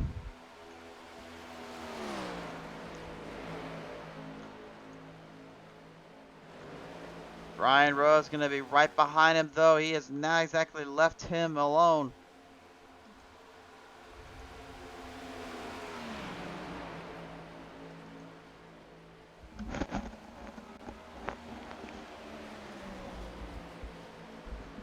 Chris Mefford with the lead, but Brian Rose not going to give an inch to him. Not going to let him just run away with this one. Harger and Smith, now they are pulling up ahead. If Smith can get into the top three, he'll get a point stay with this one. He knows he's got to find a way around Harger, though. Neil Quick and Brian McCann were on the lead lap, and they will stay on the lead lap, but they were your leaders and are going to be put back into this. Quick and McCann are going to have to work with each other to help each other out here, and hopefully maybe catch a break from these guys. Lap is coming to the end. Stage is closing off. Final laps. Here we go. Rose looking for the runoff, getting to the inside corner. Look out for Aaron Smith. Oh my lord, what a boost of speed the one just brought to the table. He drove that thing in deep and made it stick, and it nearly gave him the lead. We've seen before where you can pass 3 or 4 more guys on the track if you time your crossover / slider just right. It almost worked there. Wasn't enough though. Now comes the ultimate opportunity to strike it big while they can. Chris Mefford is still just barely ahead. Brian Rose looking to maybe make a move off on him this time by. Here it comes, diving down in. Here he's go for the runoff. Crossover engaged. Can he get him? He's got the rear bumper just barely sneaking by Mefford. Chris gonna hold him off. Holds it off just barely into the line. It's going to be a close one. Ben Harger will coming away with second. Brian Rose now bringing it right back into the draft. And Aaron Smith looking to make him pay for that as well. So it looks like stage is not quite over just yet. I thought it was over at lap 90. It might be completely wrong. I think it might be 95. I got to really get these stages down here sometime. Next week, guys, I promise, we'll get the stages written down here so we know we're sure. We do know when that caution comes out, though. Then it'll be after that. It's gonna be all the fight to the end. Harger looking for another position or two off, trying to get some ground on Chris Mefford. Brian Rose do everything he could to get that run off and get that finish there, but he just could not seize the moment.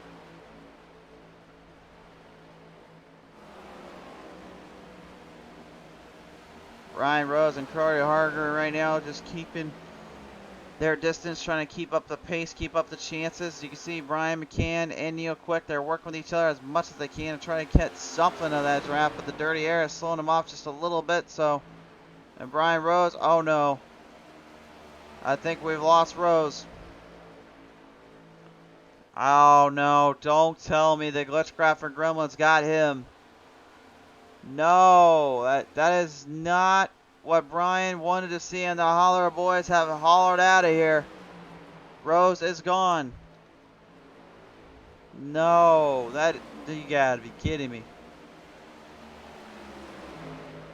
What a tough break for that crew and that man. He was doing such a tremendous job staying with the position, staying with these fields, and just gets the worst luck ever. That is not what anyone wants to see. You want to beat him out fair and square, not that way. What a tough break there for him.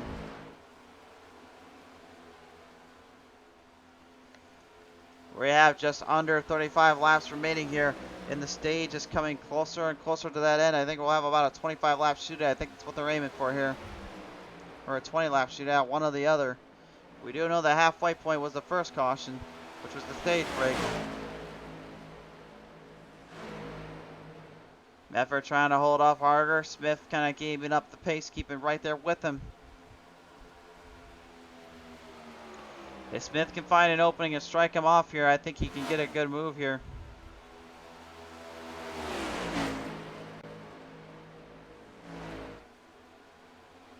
Harger in the 66 is going to be moving in position, moving in for the runoff from the front straightaway, with Mefford right ahead, trying to keep his distance and keeping it in check. And now you can see Smith trying to build up a speed, drills up the run. He's going to dive it in deep really hard here. Mefford has to go to the bottom, trying to block. He blocks him away, and Harger helping him out slightly here. Harger knows he couldn't let him go. Mefford defends it, beautifully done. But now he's going to have Harger to worry about if he wants to make a move off of him, if he will go for it. I don't see him doing it now. I think he's just going to try to aim for that second place position off of corner 4. And Chris Mefford, the MFer himself, is going to be able to devise the strategy and devise the plot to hold himself in place and in bay. This is exactly what he wants to see, and it's exactly what Harger doesn't want to have to see. Oh, no, here we go. 3 wide for a brief fleeting moment. A 3 wide salute engaged coming off of turn 1. And Harger almost simplifying this one in around Mefford. Mefford, though, is still right ahead. Harger going for it again. Aaron Smith has got to be loving every minute of this because he knows he can just drive it off the top and make these guys work for it even more than usual. Off of corner 4, side by side, down to the run. Mefford defends off Aaron Smith. And Harger there. But that doesn't mean he's out of the woods just yet.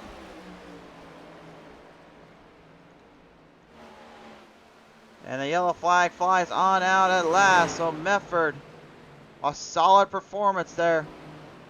Pit strategy and the fuel run strategy came into effect and came in at the right time in the right place. So now, yep, as I said before, they're going to do that 25 lap shootout. That is what we're going to see here. A 25 lap shootout between these drivers. These cars have been beaten, they've been battered, they've been tortured. But is there anything left in them to perform a solid finish to the end? Find out when we return here on PT Race TV. Tonight's race, ladies and gentlemen, is brought to you in part by our good friends over at Spartan Logistics Management LLC. By R&R Racewear. Be sure to check the link down below to see what you can get yourself in for a little racing gear. For the good friends over on R&R, they have a little special going on, so check that link down below. By Loud Pedal Gaming TV, smashing the loud pedal for your viewing entertainment. By SimSpeedShop.com. By Track Time Entertainment. And by 5-Star Graphics. A big thank you from the iRacing IROC Series Challengers Series drivers, as well as their friends and families here of the series, as well as all of us here at PT Racing TV, for everyone here.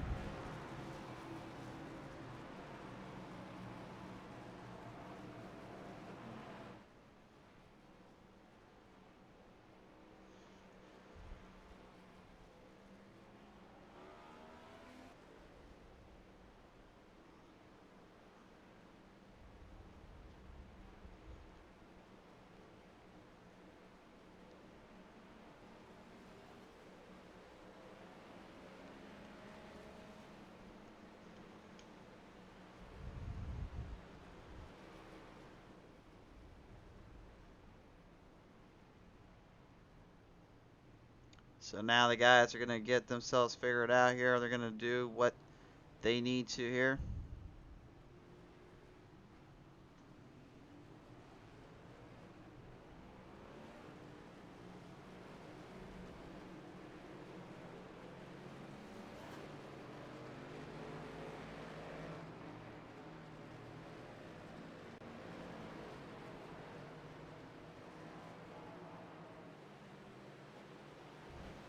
So Aaron Smith actually getting the fastest of the pit stops out there. That could be the difference between victory and defeat.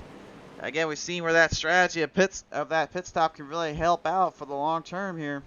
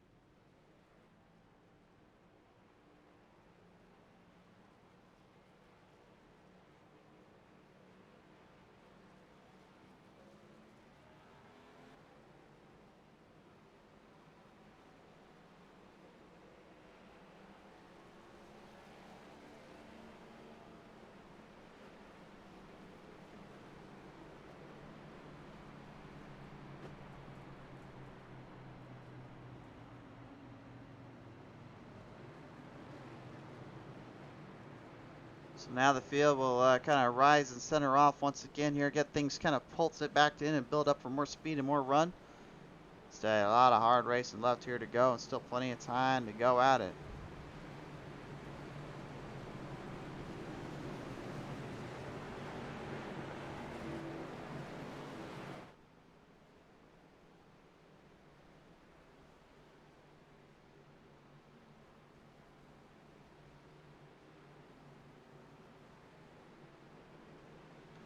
Double file him up. 25 laps. Big time coming up here.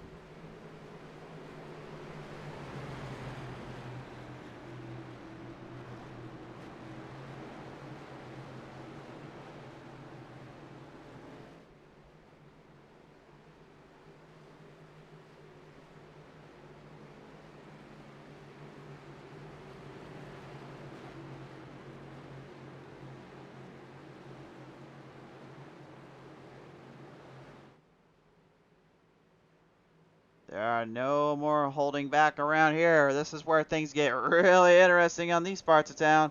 On to the green flag restart we go. It's time to charge these bad boys up.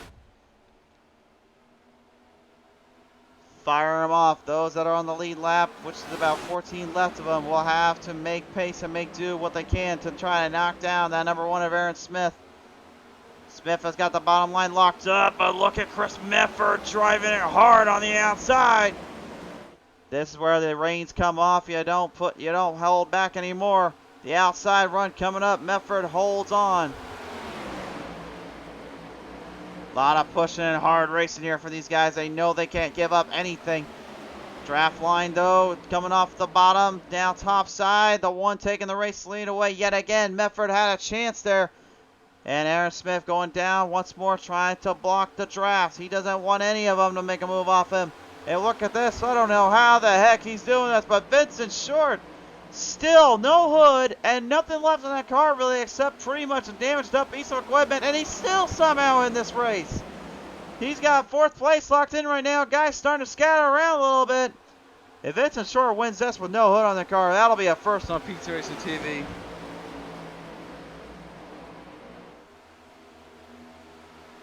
Steve Singer saying Rules lost power. Unfortunately, that's a tough break there, man. I hate seeing it here, and that's a tough break, man. Nicky Schwartz saying, oh no, and Holler Boy saying, well, that's a tough break. And yeah, Eddie Rose saying Brian's power went out. Unfortunately, that's a tough, man. Aaron Smith, whoa, hold on a minute. What the heck happened to the number 1? Lost a lot of ground here. That's a lot of major ground here. What on earth happened to Smith? I turned my head for 2 seconds, and this is what happens? He's falling back quite a ways here. Now, he's either doing 2 things. Number 1, he's saving fuel, or he had literally got himself into a bit of a gulag. I can't tell right now. I'm trying to see the producers will let me go see the replay. They said, no, you got to focus on what's going on right now. And speaking of what's going on right now, Vincent Short, I wouldn't be going too far from the draft there, my friend. You might get back in there. I don't want to try and test it with that kind of car up. I know it's the next gen who could be working well with a no hood, but this is not the night to be trying that out, my friend. Here comes Chris Wally down to the bottom from the heavens, from the depths below to the heavens and the top. Brings a hard run off. How on earth is he even still in this with that amount of damage he's got on, much less with Vincent Short? I'm pretty darn impressed, to say the least. These things definitely outbeat when it comes to aerodynamics of those Gen 6s. That is for certain.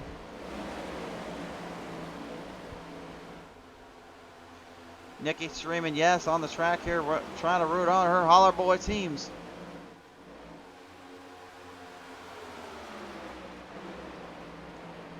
And again, just real quick, you can't tell from that angle right here that he has no hood. But I can guarantee you, his spotter right now is talking to Vincent, and he's telling him, dude, you do not have a hood. I don't know how that you're keeping that speed up, but let's just keep going with it. Probably just yelling, probably just telling him point blank, do not let him out of that draft if at all possible. Keep up with it. We'll have 21 laps left to go. A test of patience, a test of control and consistency is being put on full display here. There is so much that can go right, and there is absolutely a lot that can go wrong if you are not careful here.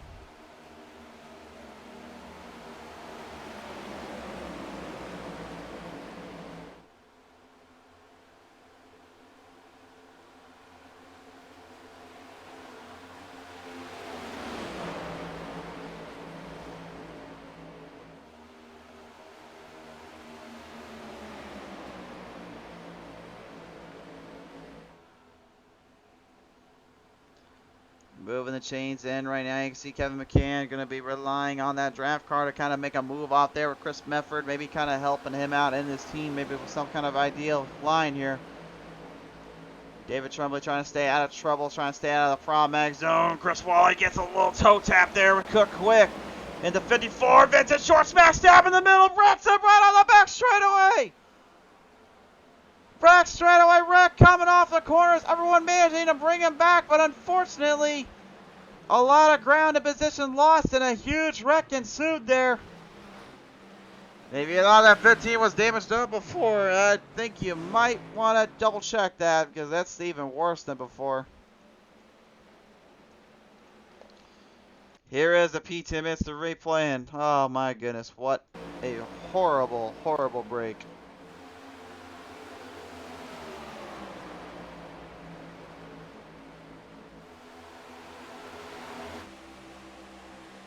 Here's where everything went wrong here. Cook Quick gets into it there with the 5 Wally, and you can see Vincent Short. Now, he thought he was clear. He had an opening, but that was not the case. And ends up finding himself in a bit of a worse for wear spot. That ended up kind of getting himself kind of caught off guard there, and unfortunately everyone involved kind of got a piece of it. Here's our chopper cam look. Here it is again. Watch Wally. Good run off here on the bottom. Total toe tap there from the number 54. Here's a major opening for Vincent. He sees it. Drives it up a little too quickly though and was not fully cleared. And everybody else trying to evade. But look at the 5. But look at everybody back there. Watch carefully here. I want you to take a look at this one too. Watch what happens when they get out of that wreck. Watch how they straighten out so quickly. This is something we have not talked about all day long. But just how quickly these cars can straighten back up or get kind of recentered off compared to how they would have been back in the other times. Because of that way that steering is and the way the car is set, even if you spin it pretty bad like this, you can slam that brake down. And look at that. Get those brakes working, those big brake rotors, and those bigger tires, and you can actually get that car straightened back up and back on the track quickly.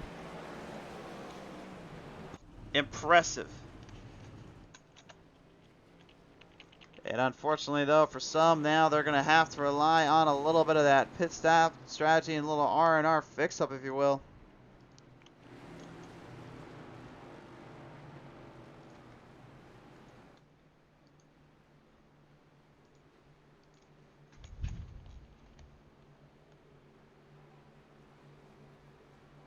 What a maddening race, folks. What a maddening thing.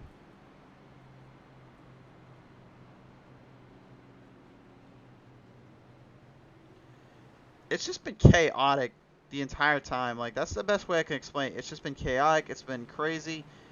It's been wild, but at the same time, it's just been fun. That's the best way to put it. It has just been fun.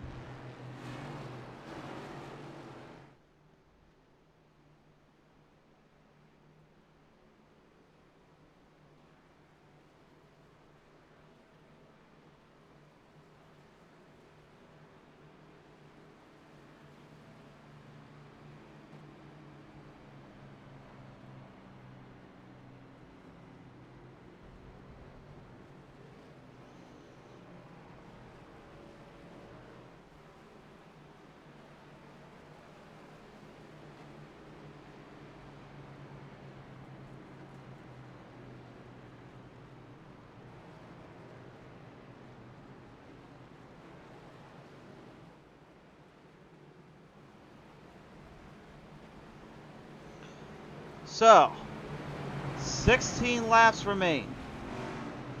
And wild, maddening moments have been the story throughout. What transpires on this restart? Will we see Brian McCann get a good jump off and keep Neil Quick at bay? Can Vincent Short, if he seriously somehow keeps that car in this race, I may end up having to leave the booth, because I've never seen a car that badly damaged, that badly broken, actually finish a race out in the top 3. I may have to actually retire if this one ends up being that way. If Vincent can somehow survive and keep a top 3 car in play, I think we might need to kick me out of the booth, because I will be so stunned I may not have. I don't think we'll ever see that, my friend. I will give him credit. He's got a set right now just for even staying out there or even trying to do this. Especially considering that normal most drivers that have stayed in pit road and try to fix up as much as they can. I'll give him credit there, but on this restart, it's going to be a big deal on how well it lasts for the long term. Here we go, off the restart. Not a very good jump, unfortunately, though, so that's definitely going to slow him off a bit.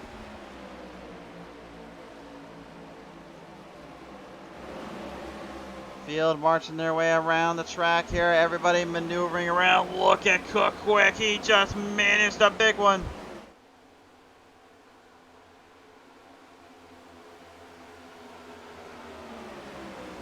He got a whole lot of runoff, and Aaron Smith, man, he just found himself another line and another boost of momentum. He's trying to knock down everybody in his way. But Kevin McCann, he's no slouch, and he knows how to knock down the reigning defending champion.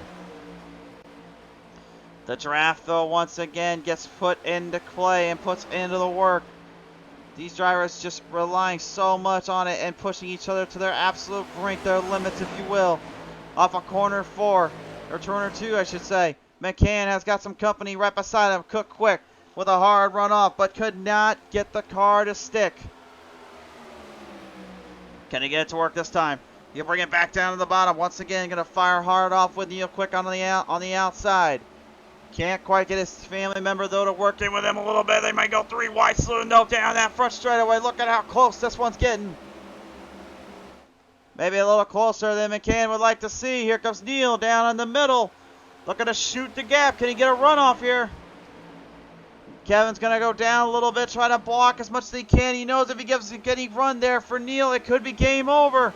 Meffert going to sneak his way in between now as well, charging right on the outside. We've got a 6-car battle for the race lead. Yes, I said 6 because Jesse King decided, hey, wait a minute, boys, I'm not done yet. You didn't forget about me, did you? I don't know how we didn't forget about him, but I don't even know how the heck he's even still in this one. That man just cannot give up, and he just cannot quit, to say the least. 13 laps remain.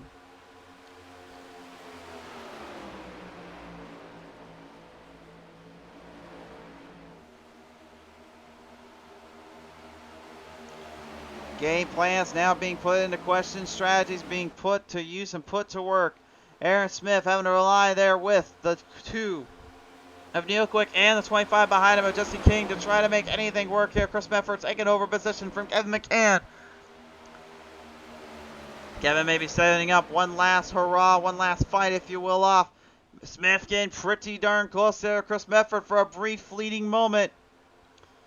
Neil Quick is doing everything he can, trying to stay out of trouble, but it is Aaron Smith who now puts it 1-2 into victory lane, possibly for one. And he is going to do everything he can to defend him off now. But look at this on the outside. Neil Quick, he leaves him high and dry. A maneuver right there by two. Brilliantly done there from Neil. He literally forced the hand of Smith. Smith thought he had something, but he knew as soon as the draft went, he left him. Neil is your new leader, but can he hold on? Brian McCann trying to hang in there. Cook Quick and Jesse King as well. Maybe a wild finish coming up with 11 laps to go. We don't know. We just know this. This is getting interesting here. Look at Mefford trying to move around him. Mefford trying to push Quick a little bit outside and inside, trying to get him a little bit outside of playing into the run zone. It did not quite work there. Here comes the 54 Quick on the left side, inside line now, building up speed, but he just got to get back in that draft in order to get something going for him. Outside line now. Look at Chris Mefford getting a good runoff here. Here he comes. Once again, he gets the runoff on the outside. Neil will have to shoot for the bottom, shoot for the gap again. Look at Smith, though, now. He's back in this. Maybe making another charge here. He maybe going to be taking a play out of Neil Quick's strategy and book here. I would almost call this the tandem draft, if you will, but the problem is we're not at Talladega, we're not at Daytona, and number two, we're not even putting two cars together. We're literally putting 3 or 4 together, and they're still making this thing work as extremely well as they can. Cook Quick and Jesse King side by side, mano a mano, duel for the top, duel for the bottom. A wild run off. We're final 10, we're down to 9. And Cook's going to get put back into the pack again. Look at Mefford, though, outside once more. He pushes Neil back to the bottom. Now the run comes from Mefford. Neil trying to get back down there quickly, but he doesn't have the momentum. He doesn't have the speed. He's trying to get him. He's trying to keep it with it. If he can hang on. Look at Smith now. He'll switch it up. He'll bring it back there with Neil. Maybe trying to keep two guys in play, so he can make a move off both of them. Might be smart to do that. He knows Mefford's just as fast and maybe now a little tougher to beat around here. Oh, but look from the bottom. Here he comes yet again. Brian McCann, the haymaker, slider throw from the bottom to the top side on the one of Smith. Aaron Smith kind of back off, trying to keep himself in play. This is getting interesting here. They are now piling them up closer together. It is neck and neck, back and forth, mandemonium, madness, neither one giving an inch. 3 wide slew just for a brief moment there. Jesse King going back to the back. He does not want anything to do with it. They'll have 7 remaining when they bring it back to the charge. Mefford gonna switch ideals and strategies. He was going outside, now he's going inside. Runoff coming on Neil Quick here. Here he comes off the top to the bottom. Makes the move. Quick can't hold him off. The MFR now takes the lead. Trying to do one last big move coming up. Neil sets him up again. Here it comes, looking for another crossover. I think I have my bingo card ready, folks. I said I crossed everything out except that one crazy finish. We got a crazy finish coming up, I feel. Wild racing and spacing each other out. Now the field process comes in for who can cross them over the most. You can see him swirling, shivering around, almost like a snake-like maneuver. That means Mefford is trying to escape the runs of the drivers behind him. Down that front straightaway here, Mefford now has only 6 laps left to go. He knows he's got to hang on.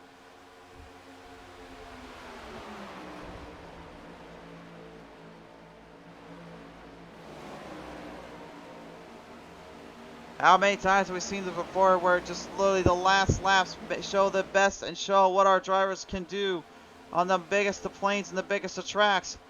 But I will say though right now there is a slight disadvantage for the guys up front because the fact that they battle more, we forgot all about these guys behind them. Ray Radford, Troy Radford, Doug Wysocki, and even Kyle Pengraff. They're all in the hunt still. They could, if these guys necessarily make a mistake in the final laps, they might be able to take it away from them. We can't forget about the packs behind these guys that could go either way. Final 5. Flagman holds up the high 5 in the air. The speed's starting to shorten just a slight bit. And I believe a lot of that has to do with the fact that they're setting up the draft. They're setting up the packs, setting up the maneuvers. Now positions coming into play. Lap traffic is going to factor in for these guys. They're going to have to figure out where they're going to go. Look at Neil. He's going to try and sneak his way in the middle. Try to shoot the gap. Go for the 3-wide salute. Pushing it right on the top. Chris Wally there in the 5 right below him. The 22 trying to stay out of the way as well. Matt Kopp did not want anything to do with them. Anybody can take a guess, and you can place your bets now because really I would say all bets are off on this one. We're down to the final 4.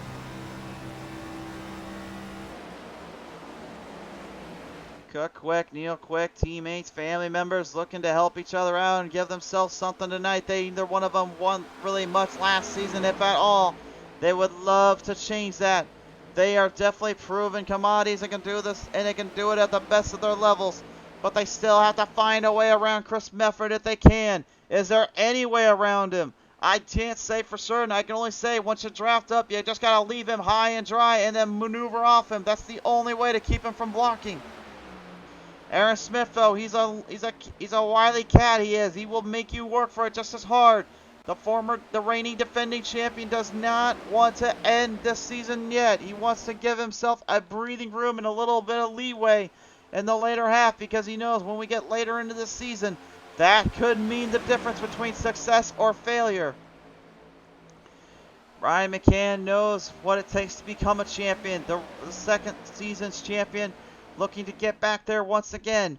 But again, a points day is what you need, and a winner's circle check would definitely help out quite a bit. 2 laps remain. Which one is it going to be? Which one can finish this one out? No matter how you look at it, no matter how you swing it by, there's only one thing you can do, and that's maneuver to the best of your ability. So 2 laps to go. Chris Mefford losing the race lead. Neil Quick takes it over. Aaron Smith, though, is setting him up for the last lap pass, as we like to refer to it as. But Mefford's not done with him yet. Look at him swinging to the bottom. Charging off. Look at the run for the 46. Making the move off to Aaron Smith. Trying to get him on that front straightaway here. The white flag is out this time by. We've got 5 cars still battling for the win. Which one's it going to be? Smith is going to need to draft off quick and get a hard run to the outside or go straight bottom quickly. Chris Mefford's going to block him, though. Mefford blocks. Pride crossover, though. Look at Smith right back on the run. Will McCann go with Smith, or does he go with the guys on the outside? Neil Quick is just 1 set of turns left from victory. Can he do it? Smith is going to bring it right back in off of turn 3. Firing him off, running down, hard charging, coming up. Straight line, here we go to the finish. It's going to be a close one. Drag racing him down to the end, but it's going to be Neil Quick just holding off Smith and Mefford to the finish.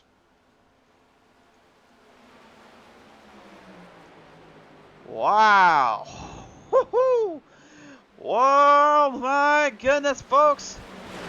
If you want to talk about hard racing to the end, you want to talk about quite the show, I think this is exactly what these next gens are all about. And I think we have just gotten a good glimpse of what the future lies in store. This, my friends, was an impressive display of raw, cutting, and impressive speeds and hard racing throughout.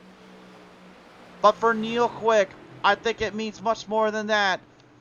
It's his first win in quite some time, and his first win in Season 4 with the number 2 team. He puts the Spartan Logistics Management LLC iRacing IROC series at bay and shows, hey boys, this season, I'm here to stay, and a victory at Auto Club will certainly help with that. The burnouts begin for the 2.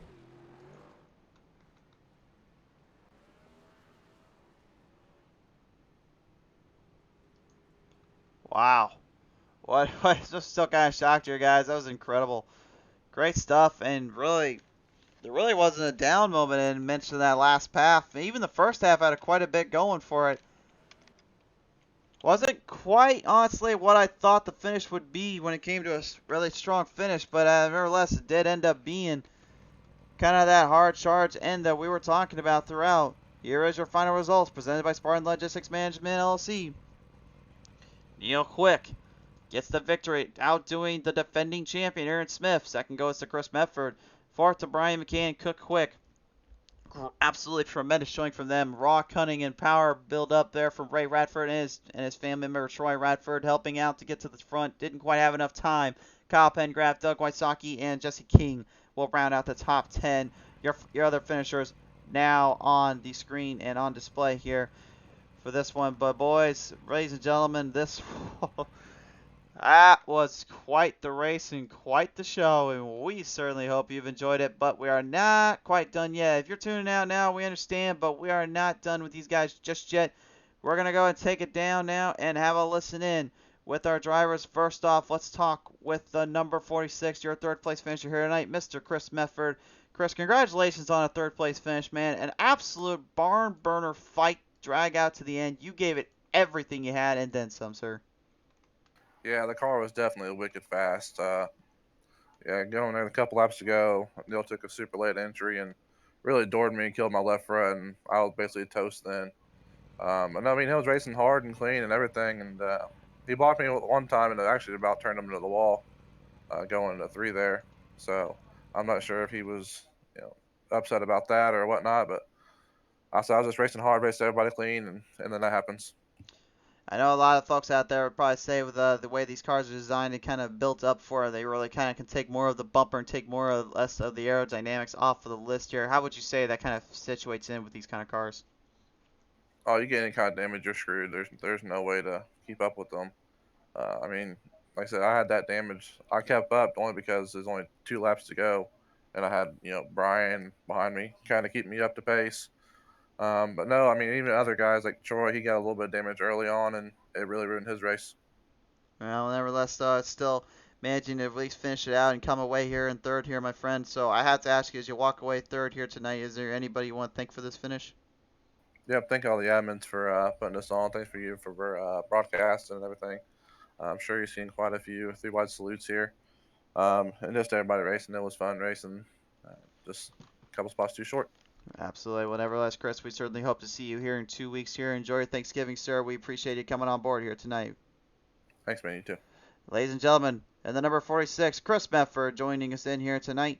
Let's take a listen now in here with our second place finisher here tonight. Ladies and gentlemen, please welcome the reigning and defending champion here. It is Aaron Smith in the number 1 car. And Aaron, you was pretty much locked and loaded throughout this night and throughout this event. We were kind of thinking out, how are you going to be able to use these cars when they get past that draft, kind of past that line? And you just seem to just find something on that bottom lane to just really make everybody keep their heads on their feet and their toes at bay with that pedal, because it seemed like you could just get a runoff like no one could find. Yeah, coming into this race, I was worried that it would just be a single file crapshoot, but once the tires started to wear in, the bottom became really fast, and didn't seem like that many people caught on until the last stage of the race. But fortunately, we were able to make the most of it. Well, not the most of it, but almost the most of it. For sure there. I mean, obviously, though, it kind of came down to the wire there for you and the crew. You still put up a great fight to the end, and it looked like on that last lap, that corner there, you were going for broke and looked to maybe get a move off down there, but it just didn't quite stick. What happened in that case? Yeah, I just wore the right front off too much in the laps leading up to it. I wanted to prime the tires to make a move on the outside, but once Neil made it clear that he was going to run toward the middle, I decided to shoot for the bottom, and it just got a little too tight on exit to make a move. For sure there, but nevertheless, though, that was a good showing for you and the crew, and really giving it everything you had and then some to the end. So, as you are walking away second place here tonight, sir, is there anybody you want to thank here tonight for this finish? Yeah, I'd like to thank the folks at the IROC Challenge for putting the show on, you for broadcasting, and all the folks for watching. Looking forward to 2 weeks from now. For sure there, 2 weeks from now, indeed. We'll nevertheless have a happy Thanksgiving, bud, and we will certainly see you very, very soon, sir. All right, thank you. Ladies and gentlemen, your reigning defending champion coming away second here at Auto Club Speedway. It is Aaron Smith. Now, ladies and gentlemen, it's time to talk with your race winner here tonight. Coming in victory lane in Fontana, ladies and gentlemen, Neil Quick, the number 2 driver. And Neil, I don't know if I get Mark Martin advice from you from just finishing with that 2 car, but I mean, man, you certainly put the number 1 at bay on that last lap and really put everyone on hold. You certainly gave it quite the show, sir. Yeah, it was some good racing tonight. Kind of the high line was the preferred line majority of the race, and with some help from the one there at the end, and just some key blocks and runs there, was able to get where I needed to get to, and really the last couple of laps there between me, Chris, and Aaron, it got pretty hairy, and feel bad that got a little bit into Chris getting into one. I think he was trying to come down, and I was just holding my line, and once I got into him, I was in the brakes. I just feel bad about that. Yeah, he did kind of talk about that here with his post-race interview. But I mean, man, I mean, at the end of the day, still, I know it's early in the season. I don't think it's gonna really play out like that to the very end. But I mean, you still have quite a bit of racing to go. How much confidence is that gonna actually play in with the season now that you actually have that W here from Auto Club? Absolutely. I mean, felt really confident all night, trying to put it in those stage points, which are so vital, and running up the front. And good racing track. The cars raced real well. Just had to keep your momentum up and go into the front. I mean, anything that slowed you down, it was like a boat anchor, and you go straight back 10 spots, if you know what I mean. For sure there. Well, nevertheless, though, you are walking away here with your first win, I believe, of the season, and your first win of the season for sure, and I believe your first win ever here on PT Racing TV. So, Neil, as you get that W and all that, man, who do you want to thank here tonight for this all? I'd like to thank everybody that puts the league on. Chris Wally, Brian, all the sponsors, Spartan, Sim Speed Shop. You guys do great with the broadcast. Everybody, I guess it's Track Entertainment that does the sim seats. They sponsor too. Uh, my employment, R&R Racewear, we do some of the apparel, but everybody, the series is a great series. We have quality drivers. I know Kevin and Brian McCann and Aaron Smith and both Brandon and Chris. These are guys you look forward to racing on Thursday nights, and kind of excited about it. Really anxious to see what happens and progresses with the car throughout the series, but really excited about the season. Wanted to get the win out of the way early. I know I got one last year at Eldora on the dirt and the trucks, but I wanted to get out there and kind of prove that I can compete up there for those wins each week. Well, you certainly can prove you can do it not just on dirt, but on the asphalt as well. So a big win there for you and your team. Congratulations. Go celebrate there, and have a happy Thanksgiving next week, my friend. We will see you very, very soon. You guys too. Have a good Thanksgiving, and we'll see you soon. Absolutely. Ladies and gentlemen, your winner here tonight in the number 2. Give it up for Neil Quick. All right, race fans, that all but wraps it up. So a big thank you to our friends at Spartan Logistics Management LLC, R&R Racewear, Loud Pedal Gaming TV, SimSpeedShop.com, Track Time Entertainment, and of course 5-Star Graphics. Thank you in large part to them. Thank you in large part to you fans always for tuning on in. From the bottom of our hearts here at P-Trace TV, we cannot thank you guys enough. We love you. We thank you for everything.